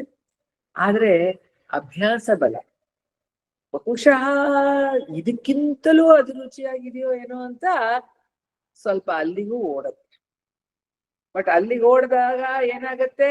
ಏಟ್ ತಿನ್ನುತ್ತೆ. ಏಟ್ ತಿಂದ್ಮೇಲೆ ಸರಿ ಮನೆಗೆ ಹೋಗೋಣ ಅಂತ ವಾಪಸ್ ಬರುತ್ತೆ. ಅಲ್ಲೂ ಹುಲ್ಲಿತ್ತಲ್ಲ ಅನ್ನೋ ನೆನಪು ಬರುತ್ತೆ. ಅವಾಗ ಆ ನೆನಪು ಬಂದಾಗ ವಾಪಸ್ಸು ಮನೆಗೆ ಬಂದು ಸರಿ ಇಲ್ಲೇ ಹುಲ್ಲು ತಿನ್ನುತ್ತೆ. ಹೋಗ್ತಾ ಹೋಗ್ತಾ ಹೋಗ್ತಾ ಇಲ್ಲಿಯ ಆ ಹುಲ್ಲಿನ ರುಚಿ, ಇಲ್ಲಿಯ ಊಟದ ರುಚಿ ಅದಕ್ಕೆ ಸಿಗ್ತಾ ಸಿಗ್ತಾ ಏನಾಗುತ್ತೆ? ಅದನ್ನ ಕಟ್ಟಾಕಿಲ್ಲ ಅಂದ್ರೂ ಸರಿ, ಹೋಗು ಅಂದ್ರೂ ಸರಿ, ಅಲ್ಲಿಂದ ಅದು ಹೋಗುವುದೇ ಇಲ್ಲ. ಅದಕ್ಕೆ ಸಾಗವಂ ಸ್ವಾಮಿ ಹೇಳ್ತಾರೆ, ಈ ಮನಸ್ಸು ಓಡ್ತಾ ಇದೆಯಲ್ಲ, ಅದು ಎಲ್ಲಿಗೆ ಓಡ್ತಾ ಇದೆ?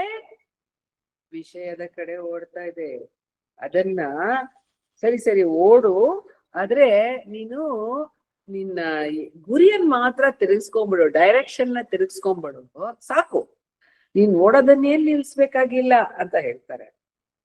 ಮನಸ್ಸೇ ಮನಸ್ಸೇ ಓಡಿ ಬಾ, ಮೌನ ಗಗನದಿ ಹಾಡು ಬಾ.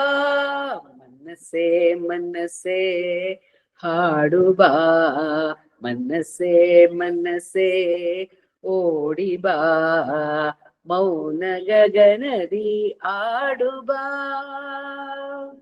ಎಂದು ಕದಲದೆ ಆನಂದದಿಂದ ಹೃದಯಾಸನದಲ್ಲಿ ನಿಲ್ಲು ಬಾ. ನೀನ್ ಆ ಕಡೆ ಓಡ್ಬೇಡ, ಈ ಕಡೆ ಓಡಿ ಬಾ, ಓಡಿ ಬಾ. ಒಂದ್ ಮಗು ಹೇಳೋ ತರ ಬಾ ಬಾ ಬಾ ಬಾ ಓಡಿ ಬಾ ಅನ್ನೋ ತರ ಮನಸ್ಸಿಗೆ ಹೇಳಿ ಇಲ್ಲಿಗೆ ಓಡಿ ಬಾ. ಎಲ್ಲಿಗೆ? ಹೃದಯಾಸನಕ್ಕೆ ಓಡಿ ಬಾ. ಜ್ಞಾನ ಸುಂದರ ಶ್ರೀರಮಣ ದೇವನೇ ಕರೆಯುತಿಹ ಬಾ ಬಾ ಬಾ. ಅಲ್ಲಿ ಯಾರಿದ್ದಾರೆ ನೋಡು, ಈ ಸಿಂಹಾಸನದಲ್ಲಿ ಯಾರು ಕೂತಿದ್ದಾರೆ? ಜ್ಞಾನ ಸುಂದರ ರಮಣ ದೇವನು ಕೂತ್ಕೊಂಡು ಏನ್ ಮಾಡ್ತಾ ಇದ್ದಾನೆ? ಬಾ ಅಂತ ಕರೀತಾ ಇರೋದು ಯಾರು ಗೊತ್ತಾ? ಅವನು. ಮಾಯಾ ಜಗವಿದು ನಿನಗೇಕೆ, ಪರಮಾತ್ಮನಲ್ಲಿ ನಿಲ್ಲು ಬಾ. ಮನಸೇ ಮನಸೇ ಓಡಿ ಬಾ, ಮೌನ ಗಗನದಿ ಆಡು ಬಾ. ನಿನಗೆ ಓಡಬೇಕಾ? ಓಡಿ ಬಾ. ನಿನಗೆ ಆಡಬೇಕಾ? ಆಡು. ಎಲ್ಲಿ ಆಡ್ಬೇಕು? ಮೌನ ಗಗನದಲ್ಲಿ ಆಡು. ಆ ಎಲ್ಲಿ ಯಾವ ಗಗನಕ್ಕೆ ಯಾವ ಪ್ರಕಾರದ ಎಲ್ಲೆಯೂ ಇಲ್ಲವೋ, ಯಾವ ಪ್ರಕಾರದ ಒಂದು ಶೋಕ ಅನ್ನೋದು ಅದನ್ನ ಆ ಗಗನಕ್ಕೆ ಯಾವ ಪ್ರಕಾರದ ಶೋಕ ಅನ್ನೋ ಕತ್ತಲೆ ಬರಕ್ಕೆ ಸಾಧ್ಯವಿಲ್ಲವೋ ಅಂತಹ ಮೌನ ಗಗನ, ಅಂತಹ ಆನಂದ ಗಗನದಲ್ಲಿ ಅಡಕೆ ಬಾ ನೀನು. ಕರ್ಮಗಳೆಲ್ಲ ವ್ಯರ್ಥವೆಲ್ಲವೇ, ಅವುಗಳ ಬಿಡು ಬಿಡು ಓ ಮನಸ್ಸೇ. ಯಾವಾಗ ಈ ಮನಸ್ಸು ತಿರುಗಿ ಬರುತ್ತೆ? ಯಾವಾಗ ಅದು ಕರ್ಮಗಳೆಲ್ಲ ವ್ಯರ್ಥ ಅಂತ ಅರ್ಥ ಮಾಡ್ಕೊಳುತ್ತೋ ಆವಾಗ್ಲೇ ಮತ್ತೆ ವಾಪಸ್ ಬರುತ್ತೆ, ತಿರುಗಿ ಬರುತ್ತೆ. ಎಲ್ಲಿಗೆ? ಹೃದಯಾಸನಕ್ಕೆ ತಿರುಗಿ ಬರುತ್ತೆ. ಇದನ್ನ ತಿರುಗಿಸ್ಬೇಕು, ಇದನ್ನ ನಿಲ್ಲಿಸ್ಬೇಕು ಅಂದ್ರೆ ಯಾವ ದಾರಿ ಇದೆ ನಿಲ್ಲಿಸಕ್ಕೆ? ಮನಸ್ಸನ್ನು ನಿಲ್ಲಿಸಬೇಕಾ? ನಿಲ್ಲಿಸಬಹುದು. ಅದೇ ನಾವು ನೋಡಿದ್ವಲ್ಲ, ಕಟ್ಟ. ಹೌದು, ಎಷ್ಟೊತ್ತು ಕಟ್ಟಾಕಕ್ಕಾಗತ್ತೆ? ಅದನ್ನ ಬಿಡಿಸ್ಕೊಂಡು, ಆ ಕಟ್ಟನ್ನು ಬಿಡಿಸ್ಕೊಂಡು ಓಡೋಗ್ಬಿಡುತ್ತೆ. ನಾವ್ ಅನ್ಕೊಳ್ತೀವಿ ಮನಸ್ಸನ್ನು ಹಿಡಿದಕ್ಕೆ ತಂದು ಬಿಟ್ಟಿದೀವಿ ಅಂತ ಅನ್ಕೊಳ್ತೀವಿ. ಇದಕ್ಕಿದ್ದಂಗೆ ಒಂದು ಯೋಚನೆ ಬರುತ್ತೆ ನೋಡಿ, ಅಯ್ಯೋ ಅಯ್ಯೋ ಇಂಥ ಕೆಟ್ಟ ಯೋಚನೆ ನನ್ನ ಮನಸ್ಸಲ್ಲಿ ಇರಕ್ ಸಾಧ್ಯತೆ ಇತ್ತ? ಅಯ್ಯೋ ನಾನೇನು ಅಷ್ಟು ಕೆಟ್ಟವಳ ಅಂತ. ಅವಾಗ ಅದ್ರ ಬಗ್ಗೆ ಬೇರೆ ದುಃಖ, ಅದ್ರ ಬಗ್ಗೆ ಇನ್ನಿಷ್ಟು ಯೋಚನೆಗಳು. ಹಾಗಾಗಿ ನಾವ್ ಏನ್ ಮಾಡ್ಬೇಕು ಅಂದ್ರೆ ಎಲ್ಲ ಬಿಟ್ಬಿಡ್ಬೇಕು. ಎಲ್ಲ ಬಿಟ್ಬಿಟ್ರೆ ಅವಾಗ ಸುಮ್ನೆ ಇರ್ಬೋದು. ಎಲ್ಲ ಬಿಡಕ್ ಸಾಧ್ಯತೆ ಇದೆಯಾ? ಜೀವನದಲ್ಲಿ ಎಲ್ಲವನ್ನು ಬಿಟ್ಬಿಟ್ಟು ಸುಮ್ಮನೆ ಕೂತ್ಕೊಳಕ್ ಆಗತ್ತಾ? ನಮ್ಮ ಭಗವಾನ್ರು ಹೇಳ್ತಾರೆ, ನಮ್ಮ ವಿಧಿ ಹೇಗಿದೆಯೋ ಹಾಗೆಯೇ ನಮ್ಮ ಜೀವನ ಇರುತ್ತೆ. ನಾವು ಇವಾಗ ನಾನೀಗ ಈ ಒಂದು ಚೇರ್ ಮೇಲೆ ಕೂತು, ಈ ಒಂದು ಕಂಪ್ಯೂಟರ್ ಮುಂದೆ ಕೂತು ಅದ್ರೊಳಗೆ ನಾನ್ ಮಾತಾಡ್ತಾ ಇರ್ಬೇಕು, ನಿಮ್ಮ ಜೊತೆಗೆ ಇದನ್ನೆಲ್ಲ ಹಂಚ್ಕೋಬೇಕು ಅಂತ ಇದ್ರೆ ನಾನು ಈ ಸಮಯದಲ್ಲಿ ಸುಮ್ಮನೆ ಇರಕ್ ಆಗೋದಿಲ್ಲ. ಸುಮ್ಮನೆ ಅಂದ್ರೆ ಮೌನವಾಗಿ, ಬಾಹ್ಯವಾದ ಮೌನವಾಗಿ ಇರೋಕ ಆಗೋದಿಲ್ಲ. ಆದ್ರೆ ಭಗವಾನ್ರು ಹೇಳ್ತಾರೆ ಅದಿರ್ಲಿ, ಅದು ನಿಮ್ಮ ಸಂದರ್ಭಗಳನ್ನು, ಎಲ್ಲಿ ನಿಮ್ಮ ಸುತ್ತ ಇರುವ ಒಂದು ಎನ್ವೈರನ್ಮೆಂಟ್, ಸರ್ಕಮ್ಸ್ಟಾನ್ಸಸ್, ಅದನ್ನೆಲ್ಲ ನೀವು ಬದಲಾಯಿಸಕ್ ಆಗೋದಿಲ್ಲ. ಬೇಕಾಗೂ ಇಲ್ಲ. ಯಾಕೆ ಬೇಕಾಗಿಲ್ಲ ಅಂದ್ರೆ ನಿಮಗೆ ಸಂಪೂರ್ಣವಾದ ಸ್ವತಂತ್ರತೆ ಇದೆ. ಯಾವ್ದಕ್ ಸ್ವತಂತ್ರತೆ ಇದೆ? ಮನಸ್ಸು ಪಾಡಿಗೆ ಅದ್ರ ಪಾಡಿಗೆ ಓಡ್ತಾ ಇರ್ಲಿ, ನಾನು ಅದರ ಜೊತೆಗೆ ಓಡ್ಬೇಕಾಗಿಲ್ಲ ಅನ್ನೋ ತೀರ್ಮಾನಕ್ಕೆ ನಾವು ಬರಬಹುದು. ಹಾಗಾದ್ರೆ ನಾನು ಮತ್ತೆ ನನ್ನ ಮನಸ್ಸು ಒಂದೇನಾ? ಯೋಚನೆಗಳಲ್ಲಿ ಜೊತೆಗೆ ಓಡೋದು ಅಂದ್ರೆ ಏನು? ಓಡದೆ ಇರೋದು ಅಂದ್ರೆ ಏನು? ಓಡೋದಂದ್ರೆ ಆ ಒಂದು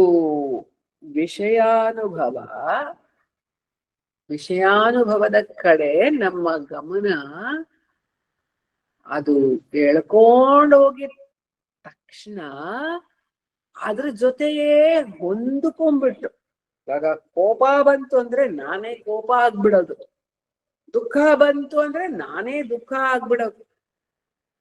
ಇನ್ನೊಂದು ಯಾವುದು? ಇನ್ನೊಂದು ನಮಗೆ ಇರೋ ಒಂದು ಆಪ್ಷನ್ ಏನಿದೆ? ಕೋಪ ಬಂತು. ಕೋಪ ಏನು? ಕೋಪ ಒಂದು ಯೋಚನೆ. ಮನಸ್ಸಲ್ಲಿ ಕೋಪ ಬಂತು ಅಂತ ನಾನು ಹೇಳ್ತಾ ಇದ್ರೆ ಕೋಪ ಸದಾ ಸರ್ವಕಾಲ ಇಲ್ಲ. ಬಂತು ಬಂತು ಬಂತು ಅಂದ್ಮೇಲೆ ಸ್ವಲ್ಪ ಹೊತ್ತಾದ್ಮೇಲೆ ಹೋಗುದು ಹೋಗುತ್ತೆ. ಆದ್ರೆ ಇದ್ ಬರಕ್ಕಿಂತ ಮುಂದೆ ನಾನು ಕೋಪವಾಗಿದ್ನ? ಇರ್ಲಿಲ್ಲ. ಬಂದು ಹೋದ್ಮೇಲೆ ನಾನು ಕೋಪವಾಗಿರ್ತೀನ? ಇರೋದಿಲ್ಲ. ಅವಾಗ ನಾನು ಯಾರು? ನಾನು ಕೋಪವೇ? ನಾನು ಕೋಪ ಅಲ್ಲ. ನಾನು ಕೋಪವಾಗಿದ್ರೆ ಸದಾ ಸರ್ವಕಾಲ ಕೋಪವಾಗೇ ಇರ್ಬೇಕು. ಬೆಂಕಿ ಸದಾ ಸರ್ವಕಾಲ ಉರಿತಾನೇ ಇರುತ್ತೆ. ಅದು ಒಂದು ಕ್ಷಣ ಉರಿದ್ಬಿಟ್ಟು ಮರುಕ್ಷಣ ಉರಿಯದೇ ಇರೋದಿಲ್ಲ. ಅದು ಉರಿದ್ರೇನೆ ಅದು ಬೆಂಕಿ ಅಲ್ವಾ? ಹಾಗಾಗಿ ಗಾಳಿ ಅನ್ನೋದು ಯಾವಾಗ್ಲೂ ಬೀಸ್ತಾನೆ ಇರುತ್ತೆ. ಅದು ಬೀಸ್ಲಿಲ್ಲ ಅಂದ್ರೆ ಅದು ಗಾಳಿ ಅಲ್ಲ.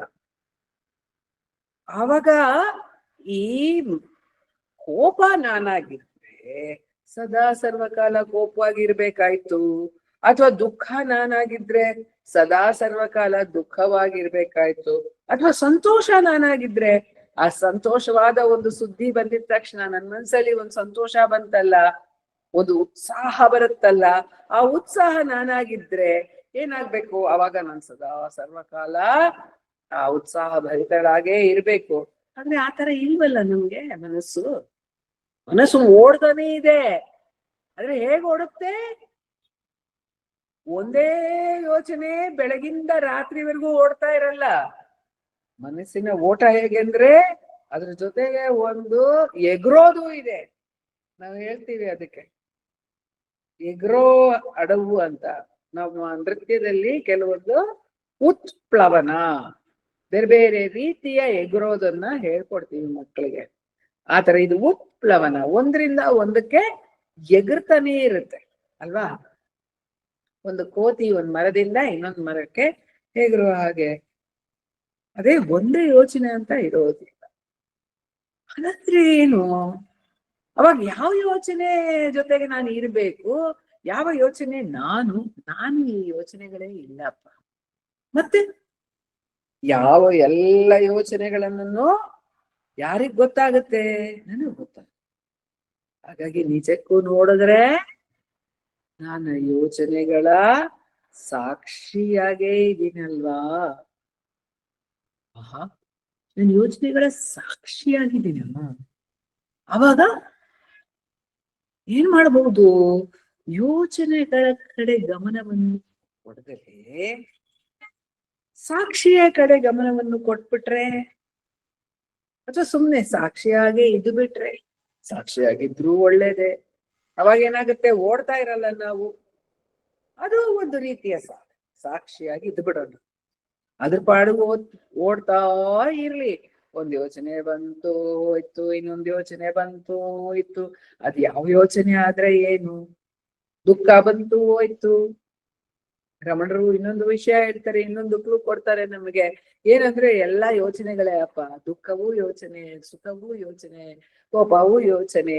ಮತ್ತಿನ್ನೇನು ವ್ಯತ್ಯಾಸ? ಒಂದಕ್ಕೊಂದು ಏನು ವ್ಯತ್ಯಾಸ ಇಲ್ಲ. ಈಗ ಒಂದ್ ಸಿನಿಮಾ ನೋಡ್ತೀವಲ್ಲ, ಸಿನಿಮಾ ನೋಡಿದಾಗ ಎಷ್ಟೋ ಹೀರೋ ಬರ್ತಾನೆ, ಹೀರೋಯಿನ್ ಬರ್ತಾಳೆ, ವಿಲ್ಲನ್ ಬರ್ತಾನೆ, ಅಲ್ಲಿ ರೋಡ್ ಬರುತ್ತೆ, ಇದಕ್ಕಿದ್ದಂಗೆ ದೇವಸ್ಥಾನ ಬರುತ್ತೆ, ನಾವು ನೋಡ್ತಾ ಇರೋ ಚಲನಚಿತ್ರದಲ್ಲಿ ಎಲ್ಲ ಬರುತ್ತೆ. ಆದ್ರೆ ಏನಿರುತ್ತೆ ಅಲ್ಲಿ ನಿಜವಾಗ್ಲು? ಅವರೆಲ್ಲ ಇರ್ತಾರ? ಯಾರು ಇಲ್ಲ. ಬರೀ ಬೆಳಕು, ಬೆಳಕಿನ ಆಟ. ಬೆಳಕಿನ ಆಟದಲ್ಲೇ ಆ ಬೆಳಕಿನ ಆಟ ಒಂದ್ ರೀತಿಯಲ್ಲಿ ನೋಡಿದಾಗ ಅದು ಹೀರೋ, ಇನ್ನೊಂದ್ ರೀತಿಯಲ್ಲಿ ನೋಡಿದಾಗ ಅದು ವಿಲ್ಲನ್ನು. ಆ ಬೆಳಕಿನ ಆಟದಲ್ಲೇ ಒಂದೇ ದೇವಸ್ಥಾನ, ಇನ್ನೊಂದು ರೋಡು, ಎಲ್ಲ ಬೆಳಕೆ ಅಷ್ಟೇ, ಇನ್ನೇನು ಇಲ್ಲ ಅಲ್ಲಿ. ಅದೇ ರೀತಿ ಈ ಯೋಚನೆಗಳೆಲ್ಲ ಬರ್ತಾ ಹೋಗುತ್ತಲ್ಲ, ಅದೆಲ್ಲ ಏನು ಅಂತ ನೋಡಿದ್ರೆ ಅರೆ ಬರೀ ಬೆಳಕೆ ಅಷ್ಟೇ, ಮನಸ್ಸಿನ ಬೆಳಕು. ಬೇರೆ ಬೇರೆ ರೂಪಗಳನ್ನು ತಾಳಿ ತಾಳಿ ತಾಳಿ ನಮ್ಗೆ ಒಂದು ಭ್ರಮೆಯಲ್ಲಿ ಸಿಕ್ಸ್ಬಿಟ್ಟಿದೆ. ಏನ್ ಭ್ರಮೆ? ಇದು ಬೇರೆ ಬೇರೆ ರೂಪಗಳಿದೆ, ಬೇರೆ ಬೇರೆ ಯೋಚನೆಗಳಿದೆ ಅಂತ. ಅದನ್ನ ನೋಡ್ತಾ ಕೂತಾಗ ಗೊತ್ತಾಗ್ಬಿಡುತ್ತೆ. ಸಾಕ್ಷಿಯಾಗಿ ನೋಡ್ತಾ ಕೂತಾಗ ಗೊತ್ತಾಗ್ಬಿಡುತ್ತೆ, ಏನು ವ್ಯತ್ಯಾಸ ಇಲ್ಲ, ಬರುತ್ತೆ ಹೋಗುತ್ತೆ, ಎಲ್ಲ ಒಂದೇ, ಎಲ್ಲ ಬರುತ್ತೆ ಎಲ್ಲ ಹೋಗುತ್ತೆ, ಏನು ವ್ಯತ್ಯಾಸ ಇಲ್ಲ, ಎಲ್ಲವೂ ಯೋಚನೆಗಳೇ ಅಷ್ಟೆ. ಅವಾಗ ಅನ್ಸುತ್ತೆ, ಯಾಕೆ ಇದನ್ನೆಲ್ಲ ನೋಡ್ತಾ ಕೂತಿರ್ಬೇಕು? ಸರಿ, ನೋಡೋದು ಒಂದ್ ರೀತಿಯಲ್ಲಿ ಒಳ್ಳೇದೇ. ನೋಡಕ್ ನಾವು ಪ್ರಾರಂಭಿಸಿದಾಗ ಏನಾಗತ್ತೆ? ಮನಸ್ಸು ಓಡ್ತಾ ಇತ್ತಲ್ಲ, ಅದು ನಿಂತೋಗುತ್ತೆ. ಯಾವ್ದು ಓಡ್ತಾ ಇತ್ತು? ನಿಜವಾಗ್ಲು ನಮ್ಮ ಗಮನ ಓಡ್ತಾ ಇತ್ತು. ಎಲ್ಲಿಗೆ ಓಡ್ತಾ ಇತ್ತು? ಒಂದು ವಿಷಯ ಆದ್ಮೇಲೆ ಇನ್ನೊಂದು ವಿಷಯದ ಕಡೆ ಓಡ್ತಾ ಇತ್ತು ಗಮನ. ಮೊದಲು ಒಂದು ವಿಷಯದ ಕಡೆ ಓಡ್ತು, ಅಲ್ಲಿಂದ ಇನ್ನೊಂದು ವಿಷಯದ ಕಡೆ ಓಡ್ತು, ಅಲ್ಲಿಂದ ಮತ್ತೊಂದು ವಿಷಯದ ಕಡೆ ಓಡ್ತು. ಇದು ಮನಸ್ಸಿನ ಓಟ. ಈ ವಿಷಯಗಳ ಅನುಭವವೆಲ್ಲ ಬರ್ತಾ ಹೋಗ್ತಾ ಇದ್ರೆ, ನಾವು ಸುಮ್ಮನೆ ಅದನ್ನ ಗಮನಿಸ್ತಾ ಕೂತಿದ್ರೆ ಅವಾಗೇನಾಗತ್ತೆ, ಮನಸ್ಸು ಓಡಲ್ಲ. ರಮಣರು ಇದಕ್ಕೆ ಇನ್ನೊಂದು ಉದಾಹರಣೆ ಕೊಡ್ತಾರೆ. ಆ ಉದಾಹರಣೆ ಏನು ಅಂದ್ರೆ, ಇಬ್ರು ಗೆಳೆಯರು ಇದ್ರಂತೆ. ಅವರು ಹಳ್ಳಿನಲ್ಲಿ ಇದ್ರಂತೆ. ಅಲ್ಲಿ ಬಾವಿ, ದೊಡ್ಡ ಬಾವಿ, ಆಳವಾದ ದೊಡ್ಡ ಬಾವಿ. ಅದ್ರಲ್ಲಿ ತುಂಬಾ ಚೆನ್ನಾಗಿ ಈಜ್ತಾ ಇದ್ರಂತೆ ಇಬ್ರು ಚಾಂಪಿಯನ್ಸ್. ಆಮೇಲೆ ಒಬ್ಬ ಎಲ್ಲಿಗೆ ಹೋದ, ಅವನು ಕಾರವಾರಕ್ಕೆ ಹೋದ. ಕಾರವಾರಕ್ಕೆ ಹೋಗ್ಬಿಟ್ಟ. ಹಳ್ಳಿ ಕಡೆ ಇದ್ದ, ಕಾರವಾರಕ್ಕೆ ಹೋದ. ಕಡಲಿತ್ತು, ಎಲ್ಲ ನೋಡ್ದ. ಆಮೇಲೆ ಅಲ್ಲಿ ಅವನ ಸ್ನೇಹಿತ ಬಂದ ಅಲ್ಲಿಗೆ. ಬಾ ಬೀಚ್ಗೆ ಹೋಗೋಣ ಅಂತ ಕರ್ಕೊಂಡು ಹೋದ. ಬೀಚ್ಗೆ ಹೋದ್ರು ಇಬ್ರು. ಅವನು ಆಮೇಲೆ ಹೇಳ್ದ, ಎಲ್ಲಿ ಕಾರವಾರಕ್ಕೆ ಮೊದ್ಲು ಹೋದ್ನಲ್ಲ, ಅವನು ಹೇಳ್ದ, ಬಾಪಾ ಬಾ ಈಜೋಣ, ಕಡಲಲ್ಲಿ ಈಜೋಣ. ಅವನು ಊರಿಂದ ಬಂದವನು ಹೇಳ್ದ, ಇರು ತಾಳು ಇದನ್ ಮಾಡೋಣ ತಾಳು, ಆಮೇಲೆ ಈಜೋಣ. ಅವನು ಕೊನೆಗೆ ಕೇಳಿದಂತೆ, ಆವಾಗಿಂದ ಕೇಳ್ತಾನೆ ಇದ್ದೀನಿ, ನಾವೆಲ್ಲ ಅಷ್ಟು ಚೆನ್ನಾಗಿ ಅಷ್ಟು ಸಂತೋಷವಾಗಿ ಈಜ್ತಾ ಇದ್ವಿ ಬಾವಿಯಲ್ಲಿ. ನಾನು ಆವಾಗಿಂದ ಕೇಳ್ತಾನೆ ಇದ್ದೀನಿ, ಆಮೇಲೆ ಈಜೋಣ ಅಂತಿದೀಯಲ್ಲ ನೀನು, ಏನಾಗೋಯ್ತು ಅಂತ. ಅಲ್ಲಪ್ಪ ನೋಡು, ಎಷ್ಟು ಅಲೆಗಳು ಬರ್ತಾನೆ ಇದೆ, ನೀನು ನೋಡ್ತಾ ಇದೀಯಲ್ಲ, ನಿಂತೋಗ್ಲಿ, ಆಮೇಲೆ ಈಜೋಣ. ಅವಾಗ ಊರಿಗೆ ಬಂದವನು ನಕ್ಬಿಟ್ನಂತೆ, ಕಡಲು ಅಲೆಗಳು ನಿಲ್ಲಲ್ಲಪ್ಪ, ಅದು ಅದರ ಸ್ವಭಾವ, ಅದು ಬಂದು ಹೋಗೋದು ಅದರ ಸ್ವಭಾವ. ಆದ್ರಿಂದ ನಮಗೇನಂತೆ, ಆ ಅಲೆ ಒಳಗೆ ಮುಳುಗಿ ಅದ್ರ ಆಳಕ್ ಹೋಗಿ ನಾವ್ ಈಜೋದನ್ನ ನಾನು ಹೇಳ್ಕೊಡ್ತೀನಿ ಬಾ ಅಂತ. ರಮಣರು ಅದೇ ರೀತಿ ಹೇಳ್ತಾರೆ. ಅದು ಎರಡು ವಿಷಯಕ್ಕೆ ಈ ಉದಾಹರಣೆಯನ್ನು ಕೊಡ್ತಾರೆ. ಒಂದು, ನಮ್ಮ ಜೀವನದಲ್ಲಿ ಇದೆಲ್ಲ ನಡೆದೋಗ್ಲಿ, ಆಮೇಲೆ ನಾನು ಆತ್ಮ ಸಾಧನೆ ಮಾಡ್ತೀನಿ, ಅದೆಲ್ಲ ನಡೆದೋಗ್ಲಿ, ಆಮೇಲೆ ಆತ್ಮ ಸಾಧನೆ ಮಾಡ್ತೀನಿ, ಅವೆಲ್ಲ ಮುಗ್ದೋಗ್ಲಿ, ಆಮೇಲೆ ಆತ್ಮ ಸಾಧನೆ ಮಾಡ್ತೀನಿ ಅನ್ನೋದು ಅಲೆಗಳು ನಿಂತ ಮೇಲೆ ಸಮುದ್ರ ಸ್ನಾನ ಮಾಡುವ ಹಾಗೆ. ಅದೇ ರೀತಿ ಈ ಯೋಚನೆಗಳು ಹೊಟ್ಟೋಗ್ಲಿ, ಈ ಕಷ್ಟ ಹೊಟ್ಟೋಗ್ಲಿ, ಈ ದುಃಖ ಹೊಟ್ಟೋಗ್ಲಿ, ಈ ಕೋಪ ಹೊಟ್ಟೋಗ್ಲಿ, ಈ ಸಂತೋಷ ಹೋಗ್ಲಿ, ಆಮೇಲೆ ಇದನ್ನ ಒಂದು ಕ್ಷಣ ಸ್ವಲ್ಪ ನಾನು ಎಂಜಾಯ್ ಮಾಡ್ಬಿಟ್ಟು ಆಮೇಲೆ ನಾನು ಒಳಗೋಗ್ತೀನಿ ಅಂದ್ರೆ ಇದಕ್ಕೆ ಮುಗಿವೇ ಇರೋದಿಲ್ಲ. ಇದಕ್ಕೆ ಒಂದು ಮುಕ್ತಾಯ ಇರೋದಿಲ್ಲ. ಅದ್ರ ಹಿಂದಕ್ಕೆ ನಾವು ಹೋಗ್ಬೇಕು, ಅದ್ರ ಒಳಗೆ ನಾವು ಹೋಗ್ಬೇಕು. ಧ್ಯಾನವ ಮಾಡು ಮನವೇ, ಆತ್ಮದ ಧ್ಯಾನವ ಮಾಡು ಮನವೇ, ಹೊರ ವಿಷಯಗಳಿಂದ ಗಮನವ ತಿರುಗಿಸಿ ನಿನ್ನಂತರಾಳಕ್ಕೆ ಗಮನವ ನೀಡು, ನಿನ್ನಂತರಾಳಕ್ಕೆ ಗಮನವ ನೀಡು, ಧ್ಯಾನವ ಮಾಡು ಮನವೇ, ಆತ್ಮದ ಧ್ಯಾನವ ಮಾಡು ಮನವೇ. ಹೊರಗೆ ಓಡಬೇಡ, ಒಳಗೆ ಹೋಗು, ಒಳಗೆ ತಿರುಗಿಸು. ಯಾವುದನ್ನ? ಗಮನವನ್ನು ತಿರುಗಿಸು. ಸಾಕ್ಷಿಯಾಗಿ ನಿಲ್ಲೋದ್ರಿಂದ ಮೊದಲು ನಾವು ಉಸಿರನ್ನು ಹಿಡಿದ್ರೆ ಏನಾಗತ್ತೆ? ಮೊದಲು ನಮ್ಗೆ ಹಿಡಿತ ಬರುತ್ತೆ, ಮನಸ್ಸಿನ ಹಿಡಿತ ಬರುತ್ತೆ. ಸ್ವಲ್ಪ ನಿಂತ್ಕೊಳ್ಳುತ್ತೆ ಮನಸ್ಸು, ನಿಂತ್ಕೊಳ್ಬಹುದು. ಇದನ್ನ ನಿಗ್ರಹ ಮಾಡಬಹುದು. ಅಥವಾ ವಿವೇಕವನ್ನು ನಾವು ಉಪಯೋಗಿಸಿ, ನನಗೆ ಇದು ಬೇಡ, ಅದು ಬೇಡ, ಅದು ಬೇಡ, ಯಾವುದು ಬೇಡ, ಇವೆಲ್ಲವೂ ಬರೀ ಅಶಾಶ್ವತ, ಎಲ್ಲವೂ ಬಂದು ಹೋಗುವಂತಹ ವಿಷಯಗಳು, ಶಾಶ್ವತ ಸುಖವನ್ನು ನನಗೆ ಕೊಡೋದಿಲ್ಲ ಅನ್ನೋ ಒಂದು ವಿವೇಕ ಭಾವನೆಯಿಂದ ಯಾವುದರ ಕಡೆನೂ ಗಮನವನ್ನು ನೀಡದಲೇ ಇರುವುದು ಒಂದು ರೀತಿಯಲ್ಲಿ ನಾವು ಮನವನ್ನು ನಿಗ್ರಹಕ್ಕೆ ತರಬಹುದು, ಹಿಡಿತಕ್ಕೆ ತರಬಹುದು. ಇಲ್ಲದೆ ಹೋದ್ರೆ ಸಾಕ್ಷಿಯಾಗಿ ನಿಂತು ಬಿಡೋದು. ಸಾಕ್ಷಿಯಾಗಿದ್ದಾಗ ಏನಾಗತ್ತೆ, ಅದ್ರ ಪಾಡದಲ್ಲಿ ಬರುತ್ತೆ ಹೋಗುತ್ತೆ. ಮನಸ್ಸಿನ ಓಟದ ಜೊತೆಗೆ ನಾವು ಓಡ್ತಾ ಇರುವುದಿಲ್ಲ. ಆವಾಗ ಯೋಚನೆಗಳು ಯಾವುದು ಬಂದ್ರೂ ನಮ್ಮನ್ನ ಬಾಧಿಸುವುದಿಲ್ಲ, ನಮಗೆ ಕಷ್ಟ ಕೊಡುವುದಿಲ್ಲ. ನಾವು ಪಾಡಿಗೆ ಶಾಂತಿಯಲ್ಲಿ ಇರ್ತೀವಿ. ಆ ರೀತಿ ವೈರಾಗ್ಯದಿಂದ ನಾವು ನಮ್ಮನ್ನೇ ಯೋಚನೆಗಳಿಂದ ದೂರ ಮಾಡ್ಕೊಂಡಾಗ, ಆದ್ರೆ ಅದಕ್ಕೂ ಒಂದು ರೀತಿಯಲ್ಲಿ ಅದರಲ್ಲೂ ಒಂದು ಸಣ್ಣವಾದ ಚಲನೆ ಇದೆ. ಯಾವ ಚಲನೆ ಇದೆ? ನಾನು ನೋಡ್ತಾ ಇದ್ದೀನಿ, ನೋಡುವ ಒಂದು ಚಲನೆ ಇರುತ್ತೆ.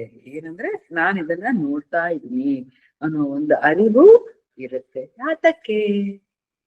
ಯಾತಕ್ಕೆ ಈ ಅರಿವು?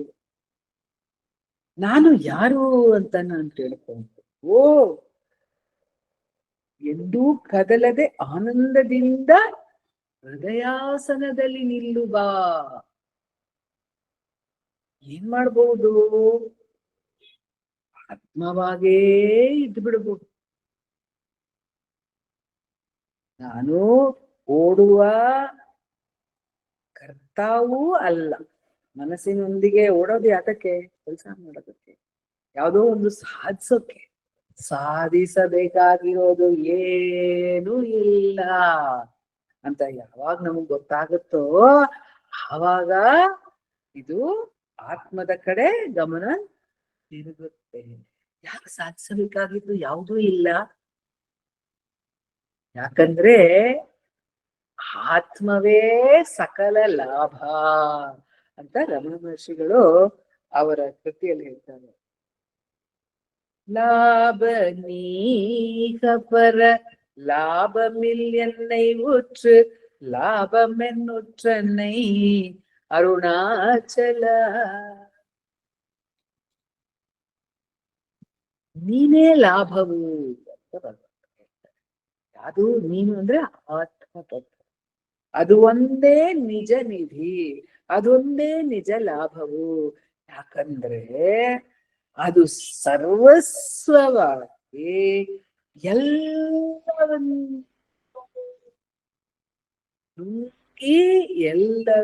ಎಲ್ಲದಕ್ಕೂ ಅಪಾರವಾಗಿ ಇರುವ ಒಂದು ಅಪರಿಮಿತವಾದ ನಿಧಿ. ಅದು ವಿಶ್ವನಾಥ ಸ್ವಾಮಿ ರಮಣರನ್ನು ಧ್ಯಾನಿಸಬೇಕಾದ್ರೆ ಹೇಳ್ತಾರೆ, ಅಪಾರ ಸಚ್ಚಿತ್ ಸುಖವಾರಿ ರಾಶೆ, ಅಪಾರ ಸಚ್ಚಿತ್ ಸುಖವಾರಿ ರಾಶೆ, ಯಸ್ಯೋರ್ಮಿಮಾತ್ರಂ ಮಿಮಾತ್ರಂ ಭುವನಂ ಸಮಸ್ತಂ. ಯಸ್ಯೋರ್ಮಿಮಾತ್ರಂ ಭುವನಂ ಸಮಸ್ತಂ. ಯಾವುದು ಆ ಸುಖ, ಸಚ್ಚಿತ್ ಸುಖ ಎನ್ನುವ ಒಂದು ಕಡಲು. ಎಂತಹ ಕಡಲು? ಅಪಾರವಾದ ಸಚ್ಚಿತ್ ಸುಖವಂತ ಎನ್ನುವ ಕಡಲು. ಅದರಲ್ಲಿ ಈ ಭುವನಂ ಸಮಸ್ತಂ, ಇಡೀ ಭುವನ ಅಂದ್ರೆ ನಾವ್ ಹೇಳ್ತೀವಲ್ಲ ಯೂನಿವರ್ಸು, ಮಲ್ಟಿವರ್ಸು, ಎಂತದಾದ್ರೂ ಇರ್ಲಿ, ಎಷ್ಟೋ ಯೂನಿವರ್ಸು, ಎಷ್ಟೋ ಜಗತ್ತು, ಭುವನಂ ಸಮಸ್ತಂ ಮಿಮಾತ್ರಂ. ಮಿಮಾತ್ರಂ ಒಂದು ಸೃಣ ಮಾತ್ರವೂ ಕೂಡ ಇಲ್ಲ ಯಾವ್ದ್ರಲ್ಲಿ? ಆ ಅಪಾರ ಸಚ್ಚಿತ್ ಸುಖವಾದ ಕಡಲಲ್ಲಿ. ಅಂತಹ ಕಡಲನ್ನು ನಾವು, ಅದು ನಮ್ಮದೇ ಸ್ವಭಾವ. ಆ ಕಡಲು ಎಲ್ಲೋ ಇಲ್ಲ, ಬೇರೆ ಕಡೆ ಇಲ್ಲ, ನಮ್ಮೊಳಗೆ ಇದೆ. ನಿಜ ಏನಂದ್ರೆ ನಾವೇ ಅದ್ರೊಳಗೆ ಇದೀವಿ. ಅನಂತವೂ ಎಲ್ಲ ಅದ್ರೊಳಗೆ ಇದೆ ಅಂದಾಗ ನಾವು ಅದ್ರೊಳಗೆ ಇದೀವಿ. ಆದ್ರೆ ನಮಗೆ ಅದು ನಾವು ಅದ್ರೊಳಗೆ ಇದೀವಿ ಅನ್ನೋ ಅರಿವು ಅನುಭವ ಪೂರ್ವಕವಾಗಿ ಬರ್ಬೇಕು ಅಂದ್ರೆ ಮೊದಲು ನಮ್ಮೊಳಗೆ ಅದನ್ನ ನಾವು ಅನುಭವಿಸಬೇಕು. ಅಂತಹ ಆತ್ಮ ತತ್ವ, ಅಂತಹ ಆತ್ಮ ನಿಧಿ ನಮ್ಮಲ್ಲಿ ಸಿಗಬೇಕಾದರೆ ಯಾಕೆ ಬೇರೆ ಯಾವುದನ್ನಾದರೂ ಹುಡುಕುತ್ತಾ ಹೋಗುವುದು? ಅದರಿಂದ ಏನು ತಾನೇ ಸಾಧಿಸ್ತೀವಿ? ಏನು ಸಾಧಿಸಲ್ಲ ಅನ್ನೋದು ಯಾವಾಗ ನಮಗೆ ದೃಢ ನಿಶ್ಚಿತವಾಗಿ ಗೊತ್ತಾಗ್ಬಿಡತ್ತೋ ಆವಾಗ ಮನಸ್ಸು ತನ್ನ ತಾನೇ ಶಾಂತವಾಗ್ಬಿಡುತ್ತೆ, ತನ್ನ ಮೂಲವನ್ನು ಹುಡುಕಲು ಪ್ರಾರಂಭಿಸುತ್ತೆ. ಈ ಒಂದು ಆತ್ಮತತ್ವವಲ್ಲೇ ಇದ್ದು ಬಿಡೋಣ ಅಂತ ತನ್ನ ಕಡೆಗೆ ತಿರುಗಿ ಹೋಗಕ್ಕೆ ಪ್ರಾರಂಭಿಸುತ್ತೆ. ಅದು ರಮಣರು ಹೇಳುವ ಬಹಳ ಸರಳವಾದ ದಾರಿ. ಆತ್ಮವಿಚಾರ ಅಂದ್ರೆ ಅದೇ ನಾನು ಮೊದಲು ಹೇಳಿದ್ನಲ್ಲ, ನಾನು ಯಾರು ಅಂತ ಕೇಳ್ತಾ ಕೂತ್ಕೊಂಡಿರ್ಬೇಕಾ ಸದಾ ಸರ್ವಕಾಲ? ಕೇಳ್ತಾ ಕೂತ್ಕೊಂಡಿರ್ಬೇಕಾಗಿಲ್ಲ. ಆದ್ರೆ ನಾನು ಈ ಸೀಮಿತವಾದ ದೇಹವಲ್ಲ ಅಂತ ನಮಗೆ ಯಾವಾಗ ಗೋಚರವಾಗುತ್ತೋ, ಅರೆ ಇದನ್ನಿಡ್ಕೊಂಡು ನಾನು ಏನ್ ಮಾಡ್ಬೇಕು, ಯಾವ ಲಾಭವನ್ನು ಪಡೆಯಬೇಕು, ನನ್ನ ನಿಜ ತತ್ವವನ್ನು ನಾನು ಅರಿಯಬೇಕಲ್ವೇ ಅಂತ ನಮಗೇ ಬರಬೇಕು. ಆ ಒಂದು ಉತ್ಸುಕತೆ ಬರಬೇಕು ನಮ್ಮಲ್ಲಿ, ಆ ಒಂದು ಆ ಯರ್ನಿಂಗ್ ಬರಬೇಕು. ಅದಕ್ಕೆ ಅದೇ ಬೇಕು ಅಂತ ಮನಸ್ಸಲ್ಲಿ ಬಹಳ ಅದರ ಕಡೆ ಒಂದು ಪ್ರೀತಿ, ಆತ್ಮದ ಕಡೆ ಪ್ರೀತಿ ಬರುತ್ತೆ. ಅದಕ್ಕೆ ಹಿರಿಯರೆಲ್ಲ ಆತ್ಮರತಿ ಅಂತ ಹೇಳ್ತಾರೆ. ಆತ್ಮರತಿ ಬರ್ಬೇಕು, ವಿಷಯ ರತಿ ಹೋಗಿ ಆತ್ಮರತಿ ಬರ್ಬೇಕು. ಭಗವಾನರು ಹೇಳ್ತಾರೆ, ಆತ್ಮ ವಿಚಾರ ಇಲ್ಲದಿದ್ದರೆ ಲೋಕ ವಿಚಾರ ಬಂದೇ ಬರುತ್ತೆ. ಲೋಕ ವಿಚಾರ ಅಂದ್ರೆ ಯೋಚನೆಗಳ ಹಿಂದೆ ನಾವು ಓಡುವುದು. ಓಡಿ ಓಡಿ ಓಡಿ ಏನ್ ಪಡೆದಿದ್ದೀವಿ ಜೀವನದಲ್ಲಿ? ಯೋಚನೆಗಳ ಹಿಂದೆ ಓಡಿ ಏನಾದ್ರೂ ಪಡೆದಿದ್ದೀವ? ಶಾಶ್ವತ ಸುಖವನ್ನು ಪಡೆದಿದ್ದೀವ? ಸರಿ, ಶಾಶ್ವತ ಸುಖ ಬಿಡಿ, ಸದಾ ಒಂದು ಹೆಚ್ಚಿನ ಮಟ್ಟಿಗೆ ಸುಖವಾಗಿ ಇದೀವಿ, ಅದ್ರಿಂದ ಪರವಾಗಿಲ್ಲ. ಅವಾಗವಾಗ ದುಃಖ ಬಂದು ಹೋಯ್ತು ಅಂದ್ರೆ ಏನ್ ತಪ್ಪಿಲ್ವಲ್ಲ ಅಂತ ನಾವ್ ಯಾರಾದ್ರೂ ಹೇಳಕ್ಕೆ ಸಿದ್ಧರಾಗಿದ್ದೀವಾ? ಪರವಾಗಿಲ್ವಾ? ದುಃಖ ಬಂದ್ರೆ ಪರವಾಗಿಲ್ಲ, ದುಃಖ ಬಂದ್ರೆ ಪರವಾಗಿಲ್ಲ ಅನ್ಬಿಟ್ರೆ ನಾವು ಯಾವ ರೀತಿ ದುಃಖ ಬರುತ್ತೆ ಅಂತ ಹೇಳಕ್ಕಾಗಲ್ಲ. ದುಃಖ ಚಿಕ್ಕದಾಗೂ ಬರ್ಬೋದು, ದೊಡ್ಡದಾಗೂ ಬರ್ಬೋದು, ಬೆಟ್ಟದಂತ ದುಃಖನೂ ಬರ್ಬೋದು, ಹೇಳಕ್ಕಾಗಲ್ಲ. ದುಃಖ ಬರ್ಬೋದು ಅಂದ್ರೆ ದುಃಖ ಅದೇ ಬರುತ್ತೋ ಅದಾಗ ಬರುತ್ತೆ ಅಲ್ವಾ? ಬರ್ಬಹುದು ಅಂತ ನಾವು ಒಪ್ಕೊಂಡ್ಬಿಟ್ರೆ ಅದ್ ಹೇಗ್ ಬೇಕಾದ್ರೂ ಬರುತ್ತೆ. ಆಮೇಲೆ ಅಯ್ಯೋ ಯಾಕೆ ಬಂತು ಅಂತ ಕೇಳಂಗಿಲ್ಲ, ಬರ್ಬೋದು ಅಂತ ಹೇಳಿದೀವಲ್ಲ ನಾವು. ದುಃಖ ಬರ್ಬೋದು, ನಮಗೆ ದುಃಖ ಇದ್ರೆ ಪರವಾಗಿಲ್ಲ ಅಂತ ನಾವು ಒಪ್ಕೊಂಡಿದೀವಿ. ಯಾವತ್ತು ನಾವು ಶಾಶ್ವತ ಸುಖವನ್ನು ಆಯ್ಕೆ ಮಾಡ್ಕೊಂಡಿಲ್ವೋ, ನಿಶ್ಚಿತವಾಗಿ ಆಯ್ಕೆ ಮಾಡ್ಕೊಂಡಿಲ್ವೋ, ಸುಖ ದುಃಖಗಳ ನಡುವೆ ಇರುವ ಜೀವನವನ್ನೇ ಆಯ್ಕೆ ಮಾಡ್ಕೊಳ್ತೀವೋ, ಆವಾಗ ದುಃಖ ಬಂದಾಗ ಕಂಪ್ಲೇಂಟ್ ಮಾಡಕ್ಕೆ ನಮಗೆ ಯಾವ ಹಕ್ಕು ಇಲ್ವಲ್ಲ. ದುಃಖವೂ ಸುಖವೂ ಬಂದೇ ಬರುತ್ತೆ. ಹಗಲು ಬಂದ್ರೆ ഇരുಳು ಬರುತ್ತೆ, ഇരുಳು ಬಂದ್ರೆ ಹಗಲು ಬರುತ್ತೆ, ರಾತ್ರಿ ಬರುತ್ತೆ, ಹಗಲು ಬಂದ್ರೆ ರಾತ್ರಿ ಬರುತ್ತೆ, ರಾತ್ರಿ ಬಂದ್ರೆ ಮತ್ತೆ ಹಗಲು ಬಂದೇ ಬರುತ್ತೆ. ಯಾಕೆ ಬಂತು ಅಂತ ಕೇಳಕ್ಕಾಗಲ್ಲ, ಅವೆರಡು ಒಟ್ಟಿಗೆ ಹೋಗೋದು, ಹಗಲು ರಾತ್ರಿ ಅನ್ನೋದು. ಅದೇ ರೀತಿ ದುಃಖ ಸುಖಗಳು, ದುಃಖ ಬಂದ್ರೆ ಸುಖ ಬರುತ್ತೆ, ಸುಖ ಬಂದ್ರೆ ದುಃಖ ಬರುತ್ತೆ. ಸರಿ, ದುಃಖ ಬಂತು ಪರವಾಗಿಲ್ಲ, ಸುಖ ಯಾವತ್ತಾದ್ರೂ ಬರುತ್ತೆ ಅಂತ ನಾವು ಧೈರ್ಯವಾಗಿ ಜೀವನವನ್ನು ಮುಂದುವರ್ಸಕ್ಕೆ ಸಿದ್ಧರಾಗಿದ್ರೆ ಯಾರು ಏನು ಹೇಳಲ್ಲ ನಮ್ಗೆ. ನಾವು ಯಾವ ಉಪಾಯವೂ ಹುಡುಕಬೇಕಾಗಿಲ್ಲ.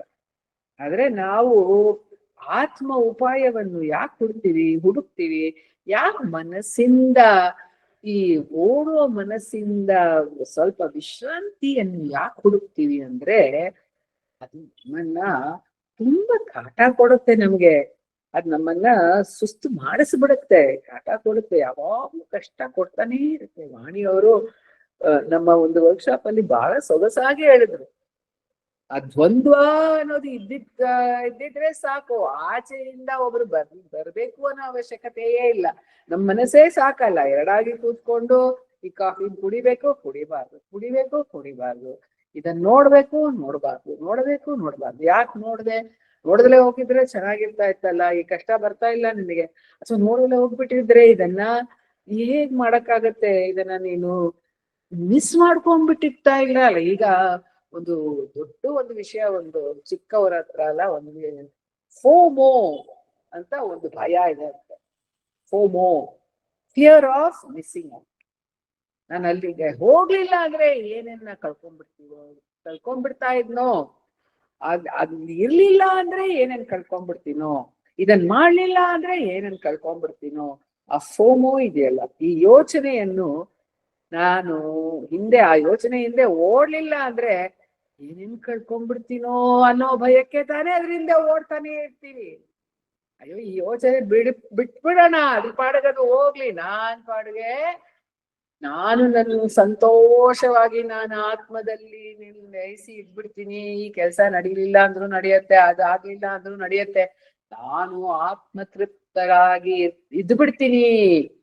ಯಾಕಿರ್ಬಾರ್ದು? ಅದು ನನ್ ಕಳ್ಕೊಂಡ್ಬಿಡ್ತೀನಿ ಅನ್ನೋ ಭಯ. ಆ ಆತ್ಮ ನನಗೆ ನೀಡಲಾರದ ಆನಂದವನ್ನು ಈ ವಿಷಯ ವಸ್ತುಗಳೆಲ್ಲ ನೀಡ್ಬಿಡುತ್ತೆ ಎನ್ನೋ ವಿಶ್ವಾಸ. ಹಿಂದೆ ಹೋದ್ರೆ ಮನಸ್ಸು ಓಡೋದಿಲ್ಲ, ಆದ್ರೆ ಹಿಂದೆ ನಾವು ಓಡುವುದಿಲ್ಲ. ರಮಣರು ಹೇಗ್ ಕೂತಿದ್ರು, ಹೇಗಿದ್ರು, ಅವರ ಚಿತ್ರವನ್ನು ನೋಡಿದ್ರು ಗೊತ್ತಾಗತ್ತೆ ನಮ್ಗೆ. ಪೂರ್ಣವಾಗಿ ಇರುವ ಇಲ್ಲೊಂದು ಚಿತ್ರ ಇದೆ, ಕೂತಿದ್ದಾರೆ ಅಲ್ವಾ, ಸುಮ್ಮನೆ ಕೂತಿದ್ದಾರೆ. ಹೇಗ್ ಸುಮ್ಮನೆ ಕೂತಿದ್ದಾರೆ? ಯಾಕೆ ಅವ್ರಿಗೆ ಇದನ್ನ ಅಲ್ಲಿ ಓಡ್ಬೇಕು, ಇಲ್ಲಿ ಹೋಗ್ಬೇಕು, ಇಲ್ಲಿ ಮಾಡ್ಬೇಕು ಅನ್ನೋ ಯಾವ ಯೋಚನೆನೂ ಯಾಕೆ ಬರ್ಲಿಲ್ಲ ಅವ್ರಿಗೆ? ಆತ್ಮತೃಪ್ತರಾಗಿದ್ದಾರೆ. ಅದೇ ಆತ್ಮತೃಪ್ತಿ ನಮಗೂ ಸಿಗುತ್ತೆ, ನಿನಗೂ ಇದು ನನ್ನ ಸ್ವತ್ತು ನಿನಗೆ ಅಂತ ಮುರುಘಾ ಸ್ವಾಮಿ ಹೇಳ್ತಾರೆ ತನ್ನ ಕೃತಿ ವೇದಾಗಮಜ್ಞಾನ ಬೆಣ್ಣೈ ಉಣವ ಊದಾರಿಯುವಂದೆಣ್ಣೈ ಊಟಿನನ್ನೇ. ಈ ಹಾಡದು ಕನ್ನಡ ಇದೇ ತರ ಇಲ್ಲ, ಕನ್ನಡ ಅನುವಾದ ಸ್ವಲ್ಪ ಬೇರೆ ವರ್ಸಸ್ ಇರಬಹುದು. ಮುರುಘಾ ಸ್ವಾಮಿ ಹೇಳ್ತಾರೆ, ಆ ವೇದ ಆಗಮ ಎಲ್ಲ ಸಂಪತ್ತನ್ನು, ಎಲ್ಲ ಸೊತ್ತನ್ನು, ಎಲ್ಲವನ್ನು ಕಡೆದು ಅದರಿಂದ ಬೆಣ್ಣೆಯನ್ನು ತೆಗೆದು, ಅದರ ಸಾರವಾದ ಬೆಣ್ಣೆಯನ್ನು ತೆಗೆದು, ಬಾ ಮಗು ಬಾ, ನಿನಗೆ ಬಾಯಿ ತುತ್ತಾಗಿ ಉಣ್ಣಿಸ್ತೀನಿ. ಬಾಯಿ ತುತ್ತು ಕೊಟ್ಟಂಗೆ ಕೊಟ್ರು ಅಂತ ಮುರುಘಾ ಸ್ವಾಮಿ ಹೇಳ್ತಾರೆ. ಹುಟ್ಟಿನನೇ ಅಂತ ಹೇಳ್ತಾರೆ. ಒಂದು ತಾಯಿ ಹೇಗೆ ಮಗುಗೆ ಬಾಯಿ ತುತ್ತು ನೀಡ್ತಾಳೋ ಆ ತರ ಕೊಡ್ತಾ ಇದ್ದಾರೆ ಭಗವಾನರು. ಬಹಳ ಸರಳವಾದದ್ದು, ಏನ್ ಕಷ್ಟ ಇಲ್ಲ. ಯೋಚನೆ ಬಂದಾಗ ಅದರ ಹಿಂದೆ ನೀನು ಓಡ್ಬೇಕಾಗಿರೋ ಅವಶ್ಯಕತೆಯೇ ಇಲ್ಲ. ಮತ್ತೇನ್ ಮಾಡ್ಬೇಕು ಭಗವಾನರೇ? ಬಂತಲ್ಲ ಯೋಚನೆ, ಆ ಮನಸ್ಸು ಹೇಳುತ್ತಲ್ಲ ನೋಡಿ, ಯೋಚನೆಯಾಗಿ ಹೇಳುತ್ತಲ್ಲ, ಅವಾಗ್ಲೇ ಅದನ್ನ ಹಿಡಿದು, ಯಾರಿಗೆ ಈ ಯೋಚನೆ ಅಂತ ಕೇಳು. ಅವಾಗ ಏನ್ ಮಾಡುತ್ತೆ ಮನಸ್ಸು? ಒಂದು ಕ್ಷಣಕ್ಕೆ ನಿಂತ್ಕೊಂಡ್ಬಿಟ್ಟು ನನಗೆ ಯೋಚನೆ ಅಂತ ಹೇಳುತ್ತೆ. ಆದ್ರೂ ಏನೋ ಇವಾಗ ಯೋಚನೆ ಯಾವ್ದ್ರ ಬಗ್ಗೆ ಇತ್ತು, ಅಲ್ಲಿಗೆ ಹೋಗಿ ಈ ಕೆಲಸವನ್ನು ಮಾಡಿ ಆಮೇಲೆ ಯಾರಿಗೆ ಯೋಚನೆ? ನನಗೆ. ಸರಿ, ನಾನು ಯಾರು ಅಂತ ಕೇಳು. ಅದು ಓಡ್ತಾ ಇರೋ ಯೋಚನೆ ನೀನ್ ಅಲ್ವಲ್ಲ, ಅವಾಗ ನೀನು ಯಾರು? ನಾನು ಯಾರು? ಓಡ್ತಾ ಇರೋ ಯೋಚನೆ ನಾನಲ್ಲ. ಅದು ಓಡ್ತಾ ಇತ್ತು, ಆದ್ರೆ ಅದು ಯೋಚನೆ. ನಾನು ಯಾರು ಅಂತ ಕೇಳ್ಕೊಂಡ್ರೆ ನಿಧಾನಕ್ಕೆ ಇದನ್ನು ತಿಳ್ಕೋಬೇಕು ಅನ್ನೋ ಆಸಕ್ತಿ ಮನಸ್ಸಲ್ಲಿ ಉಂಟಾಗಿ, ಈ ನಾನು ಅಂದ್ರೆ ಯಾರು ಅನ್ನೋ ಒಂದು ಪ್ರಶ್ನೆ, ಈ ತರ ಒಂದು ಮಾತಿನ ಪ್ರಶ್ನೆ ಆಗದೆ ನಮ್ಮೊಳಗೆ ಮೂಡಿ ಬರುವ ಒಂದು ಹುಡುಕಾಟವಾಗಿ ಬದಲಾಗುತ್ತೆ. ಆ ಹುಡುಕಾಟ ನಮ್ಮನ್ನ ನಮ್ಮ ಮೂಲ ನೈಜತ್ವದ ಕಡೆ ಹಾಗೇ ನಿಧಾನಕ್ಕೆ ಬಹಳ ಒಂದು ಕಷ್ಟವೇ ಇಲ್ಲದೆ ನೊಂದಿಡಾ ನೊಂದನೈ ತಂದೆನೈ ಕೊಂದಿಲೈ ಅಂತಾರೆ ರಮಣರು. ಯಾವ ಪ್ರಕಾರದ ಒಂದು ಕಷ್ಟವೂ ಇಲ್ಲದೆ ಸರಳವಾಗಿ ನಮ್ಮ ನಿಜ ಸ್ವರೂಪದ ಕಡೆ ಕರೆದೊಯ್ಯುತ್ತೆ. ಕರೆವ ಒಂದು ದಿನ ರಮಣ ಗುರು ನನ್ನನ್ನು ತಂದೆದೆ ಗುಹೆಗೆ, ನೋಡಿಯು ವರ್ಣಿಸಲಾಗದ ಸುಂದರ ದರ್ಶನ ದೊರೆಯುವ ತಾಣಗೆ. ಹೇಗೆ ಹೇಳೋದು ಅದನ್ನ? ದರ್ಶನ ಅಂತಾರೆ, ಅದನ್ನ ಸುಂದರ ಅಂತಾರೆ, ಹೇಳಕ್ಕಾಗಲ್ಲ ಅದನ್ನ. ಯಾಕಂದ್ರೆ ಅದರಲ್ಲಿ ಮಾತಿಲ್ಲ, ಮಿತಿ ಇಲ್ಲ, ನಾನೇ ಇಲ್ಲ ಅನ್ನೋ ಒಂದು ಅನುಭವ ಅದರ ಕಡೆಗೆ. ಆದ್ರೆ ಅದು ನನ್ನ ನಿಜತೆ. ನಾನು ಇಲ್ಲ ಅಂದ್ರೆ ಈ ಸೀಮಿತವಾದ ದೇಹ, ಮನಸ್ಸು, ಇದಕ್ಕೆಲ್ಲ ಸೀಮಿತವಾದ ನಾನು ಇರೋದಿಲ್ಲ. ನನ್ನ ಅನಂತವಾದ ನಿಜ ಸ್ವರೂಪ ಮಾತ್ರ ಬೆಳಗುತ್ತಾ ಇರುತ್ತೆ. ಸಚ್ಚಿದಾನಂದವಾದ ನಿಜ ಸ್ವರೂಪ ಬೆಳಗುತ್ತಾ ಇರುತ್ತೆ.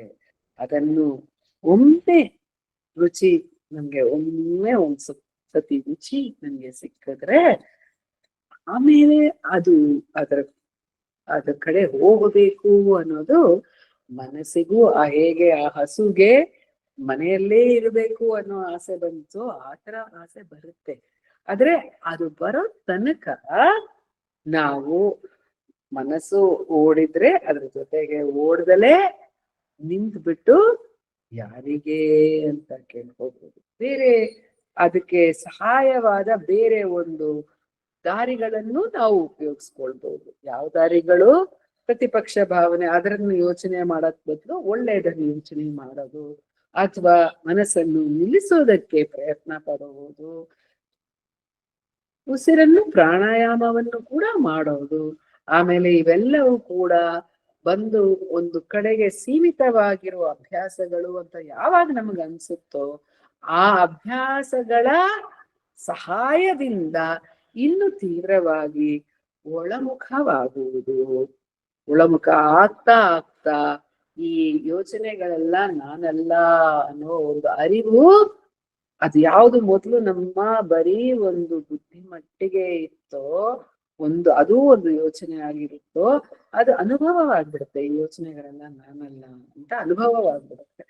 ಆಮೇಲೆ ಆ ಸಾಕ್ಷಿ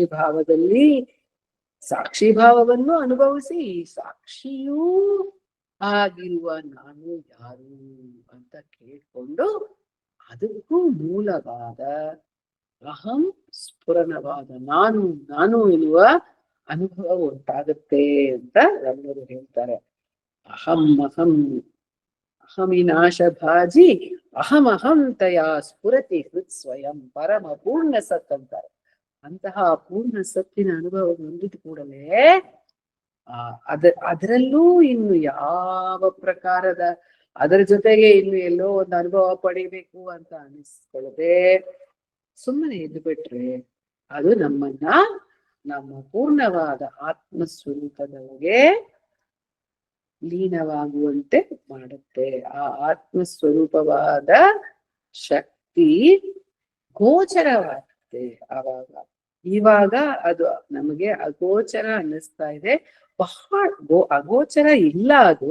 ಆದ್ರೆ ನಮ್ಮ ಅನುಭವಗಳ ತೆರೆಯ ಹಿಂದೆ ಅದು ನಮಗೆ ಕಾಣಿಸ್ದೇ ಇರೋಂಗಿದೆ. ಅನುಭವದ ತೆರೆ ಇವಾಗ ಒಂದು ಆಕಾಶದಲ್ಲಿ ಬಹಳಷ್ಟು ಮೋಡಗಳು ಬಂದ್ರೆ ಸೂರ್ಯನೇ ಕಾಣೋದಿಲ್ಲ. ಆಮೇಲೆ ಮೋಡಗಳು ಕಡಿಮೆ ಆಗ್ತಾ ಏನಾಗುತ್ತೆ, ಸೂರ್ಯನ ಬೆಳಕು ಕಾಣುತ್ತೆ. ಕೆಲವೊಮ್ಮೆ ಒಂದೇ ಮೋಡದ ಹಿಂದೆ ಸೂರ್ಯ ಇದ್ದಾಗ ಆ ಮೋಡವೇ ಪ್ರಜ್ವಲಿಸ್ತಾ ಇರುತ್ತೆ. ಅದು ದೇವರ ಕಡೆ ಭಕ್ತಿ, ಏಕಚಿಂತನ ಅಂತ ರಮಣರು ಹೇಳ್ತಾರೆ. ಆ ಒಂದು ಏಕಚಿಂತನ, ಒಂದೇ ಚಿಂತನದಲ್ಲಿ ನಾವು ತಲ್ಲೀನವಾಗ್ಬಿಟ್ರೆ ಅದು ಮಂತ್ರವಾಗಿರಬಹುದು, ಅದು ದೇವರ ಪ್ರೀತಿಯಾಗಿರಬಹುದು. ಆವಾಗ್ಲೂ ಏನಾಗುತ್ತೆ ಅಂದ್ರೆ ಈ ಮನಸ್ಸು ಅಲ್ಲಾಡುವುದಿಲ್ಲ. ಆವಾಗ ಅದು ಹಾಗೇ ಆ ತರನೇ ಅದ್ರೊಳಗೇನೆ ಇದು ಆ ಯೋಚನೆಯು ಕೂಡ ಅದಾಗೆ ಅದು ಕಳೆದೋಗುತ್ತೆ. ಆ ರೀತಿಯೂ ಮಾಡಬಹುದು. ಇಲ್ಲದೆ ಹೋದ್ರೆ ರಮಣರು ಹೇಳುವ ವಿಚಾರಧಾರಿಯನ್ನು ಹಿಡ್ಕೊಂಡು ನಮ್ಮ ನಿಜ ಸ್ವರೂಪವನ್ನು ಹುಡುಕುತ್ತಾ ಅಲ್ಲೇ ತಲ್ಲೀನರಾಗಿರಬಹುದು. ಇದಕ್ಕಿಂತ ನಮ್ಮ ಜೀವನದಲ್ಲಿ ನಾವು ಪಡೆಯಬೇಕಾದ್ರೂ ಏನು ಪಡೆಯಬೇಕಾಗಿದ್ದಿಲ್ಲ. ಯಾಕಂದ್ರೆ ಲೋಕದಲ್ಲಿ ಮೊದಲು ಎಷ್ಟೋ ಸಾಧಿಸಿರೋದು ಇದೆ, ಅದ್ ಲೋಕ ಪಾಟಿಗೆ ಇರುತ್ತೆ. ನಾವು ಬರಕ್ಕಿಂತ ಹಿಂದೆನೂ ಲೋಕ ಇತ್ತು, ಹೋದ್ಮೇಲೆನೂ ಲೋಕ ಇರುತ್ತೆ. ಅದರ ಸಾಧನೆಗಳು ಅದ್ರ ಪಾಟಿಗೆ ಲೋಕ ಮಾಡ್ಕೊಂಡು ಹೋಗ್ತಾನೆ ಇರುತ್ತೆ. ಆದ್ರೆ ನಾವು ನಮಗೇ ನೀಡ್ಕೊಳ್ಳುವಂತ ನಿಧಿ ಇದು, ಲೋಕಕ್ಕೂ ನೀಡುವಂತಹ ಹಿರಿಯ ನಿಧಿ ಅಂತ ರಮಣರು ಹೇಳ್ತಾರೆ. ಇದಕ್ಕಿಂತ ನೀನ್ ಮಾಡ್ಬೇಕಾಗಿರೋ ಕರ್ತವ್ಯವೇ ಇಲ್ಲ ಅಂತ ರಮಣ ಗೀತೆಯಲ್ಲಿ ಹೇಳಿದ್ದಾರೆ. ಅಂತಹ ಕರ್ತವ್ಯವನ್ನು ಮಾಡಲಿಕ್ಕೆ ಆ ಆತ್ಮದ ರಮಣ ಎನ್ನುವ ನಾಮದಲ್ಲಿ ನಾವು ಕರೆಯುವಂತಹ ಆ ಆತ್ಮದ ಅಪಾರ ಕರುಣೆಗೆ ನಮಗೆ ಸದಾ ಸರ್ವಕಾಲ ಸಹಾಯ ಮಾಡುತ್ತೆ. ನಮೋ ರಮಣ.